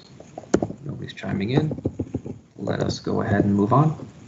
So I think we also, 5E, discussion and potential action on moving to Australia ballot and budget approval. I think we kind of just a little bit.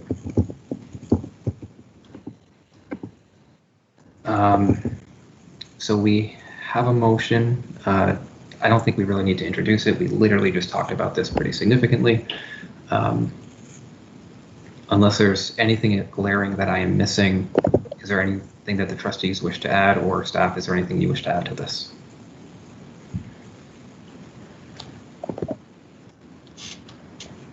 Which item are you on? We're on item 5E, the moving to Australian ballot for voting for village budget. Frankly, the question comes down to, do we want to put on the November ballot, having our budget voted on at annual meeting, having our budget being voted on through the ballot instead of in person at the annual meeting?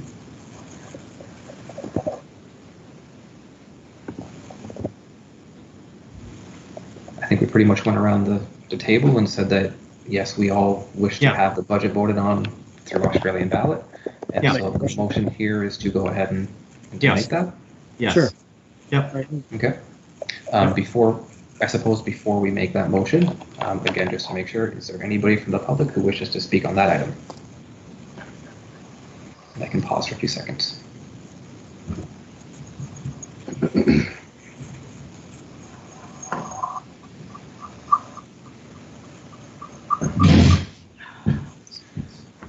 Okay, hearing none, would anybody like to make a motion? Sure. I move the trustees direct staff to work with the village attorney to include the necessary language on the November 2020 ballot to ask voters whether or not to move to Australian ballot voting for the village municipal budget. Second. Is there any further discussion on that? Hearing none, all those in favor, please signify by saying aye. Aye. Anybody opposed? Lovely. So that brings us to the end of our business items and moves us on to the consent agenda. I will move that we approve the consent agenda. Second. Any further discussion on the motion? Hearing none, all those in favor, please signify by saying aye. Aye. Opposed? Unanimously. So this brings us into the reading file and board member comments. I know it is 9:38 at night. I have a few comments I wanted to make. So board, I'm really sorry. Please bear with me. The first thing I wanted to mention is that Saturday there was a fantastic quality youth development celebration, as the town and the village were recognized as the first communities to be certified as a quality youth development in the country. It was a great event. We had representatives from Essex CHIPS, the Quality Youth Development Committee, as well as members from the Select Board, a few members from the trustees. Evan was there, a few of our representatives were there.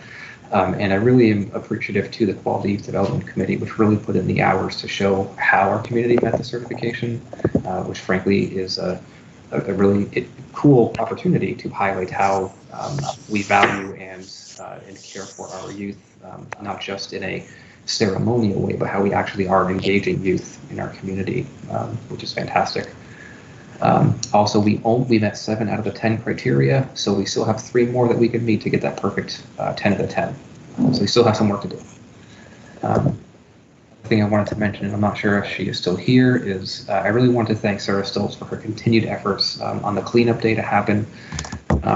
I'm looking forward to being able to be a part of this, since really the original Green Up Day wasn't able to happen. So I hope everybody keeps an eye out in late September. I think September 26th is the date for that, as another way to help clean up. Sarah, I see you want to add something. If you hang on just a moment. Actually, you know what? Go ahead. You go right ahead, and then I'll finish on with mine after. Okay. I just wanted to let you guys know I've been reaching out to a few people, and I met with Kate from Green Up Vermont. And so they have like extra bags, and a lot of great stuff is going to happen.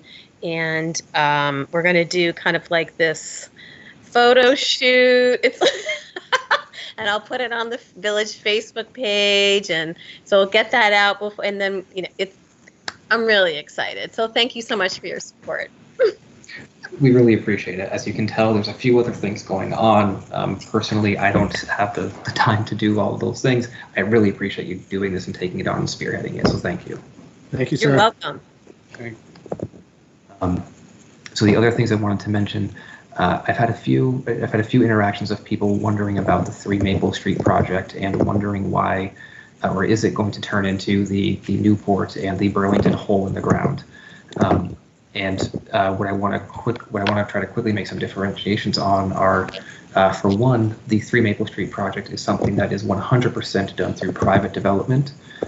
There is no village payment in that. It is not part of a tax increment financing district or a TIF district. It is not a part of the EB5 funding, as those were two of the things that happened to converge with this. So I hope that 3 Maple Street project will continue, and as I see further down into our reading file, that is something that is in there, and so that project should be picking up again soon. So I would highly doubt that will turn into the Burlington or Newport holes in the ground, and that construction should be picking up very, very shortly. The last thing is with regards to CVE and a recent event there that was about Grace Potter and their band performing. There were some concerns as to how could we have approved such an event to happen.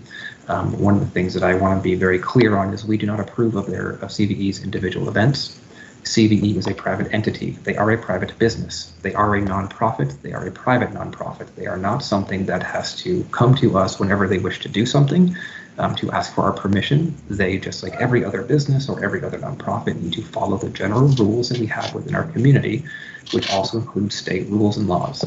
If they are not following those, then I encourage everybody to call the police. If somebody is breaking the law, call the police and tell them that somebody is breaking the law.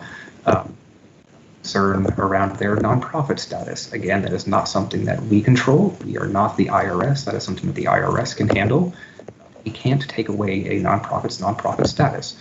I would also say that CVE has done quite a few things for our community that really have made them instrumental and a great partner in our community. Historically, I know that relationship has been fairly tense, and I would say that Tim Shea is somebody who's a great person to reach out to if somebody ever has any questions, concerns, and or even appreciation. Those are all of my comments. George, I see your hand is up.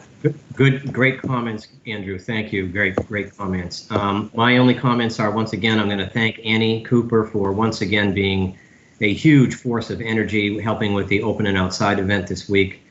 And I want to absolutely extend my sincerest thoughts of appreciation to Evan and Sarah for hanging in there with us.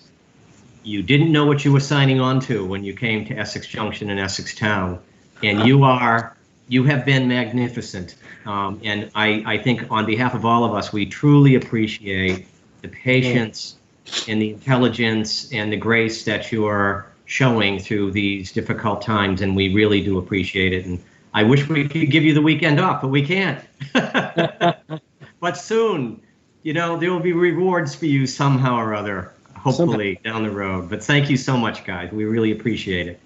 Thank you. Thank you for kind words. Any other trustees? one other quick thing related to that appreciation for Annie.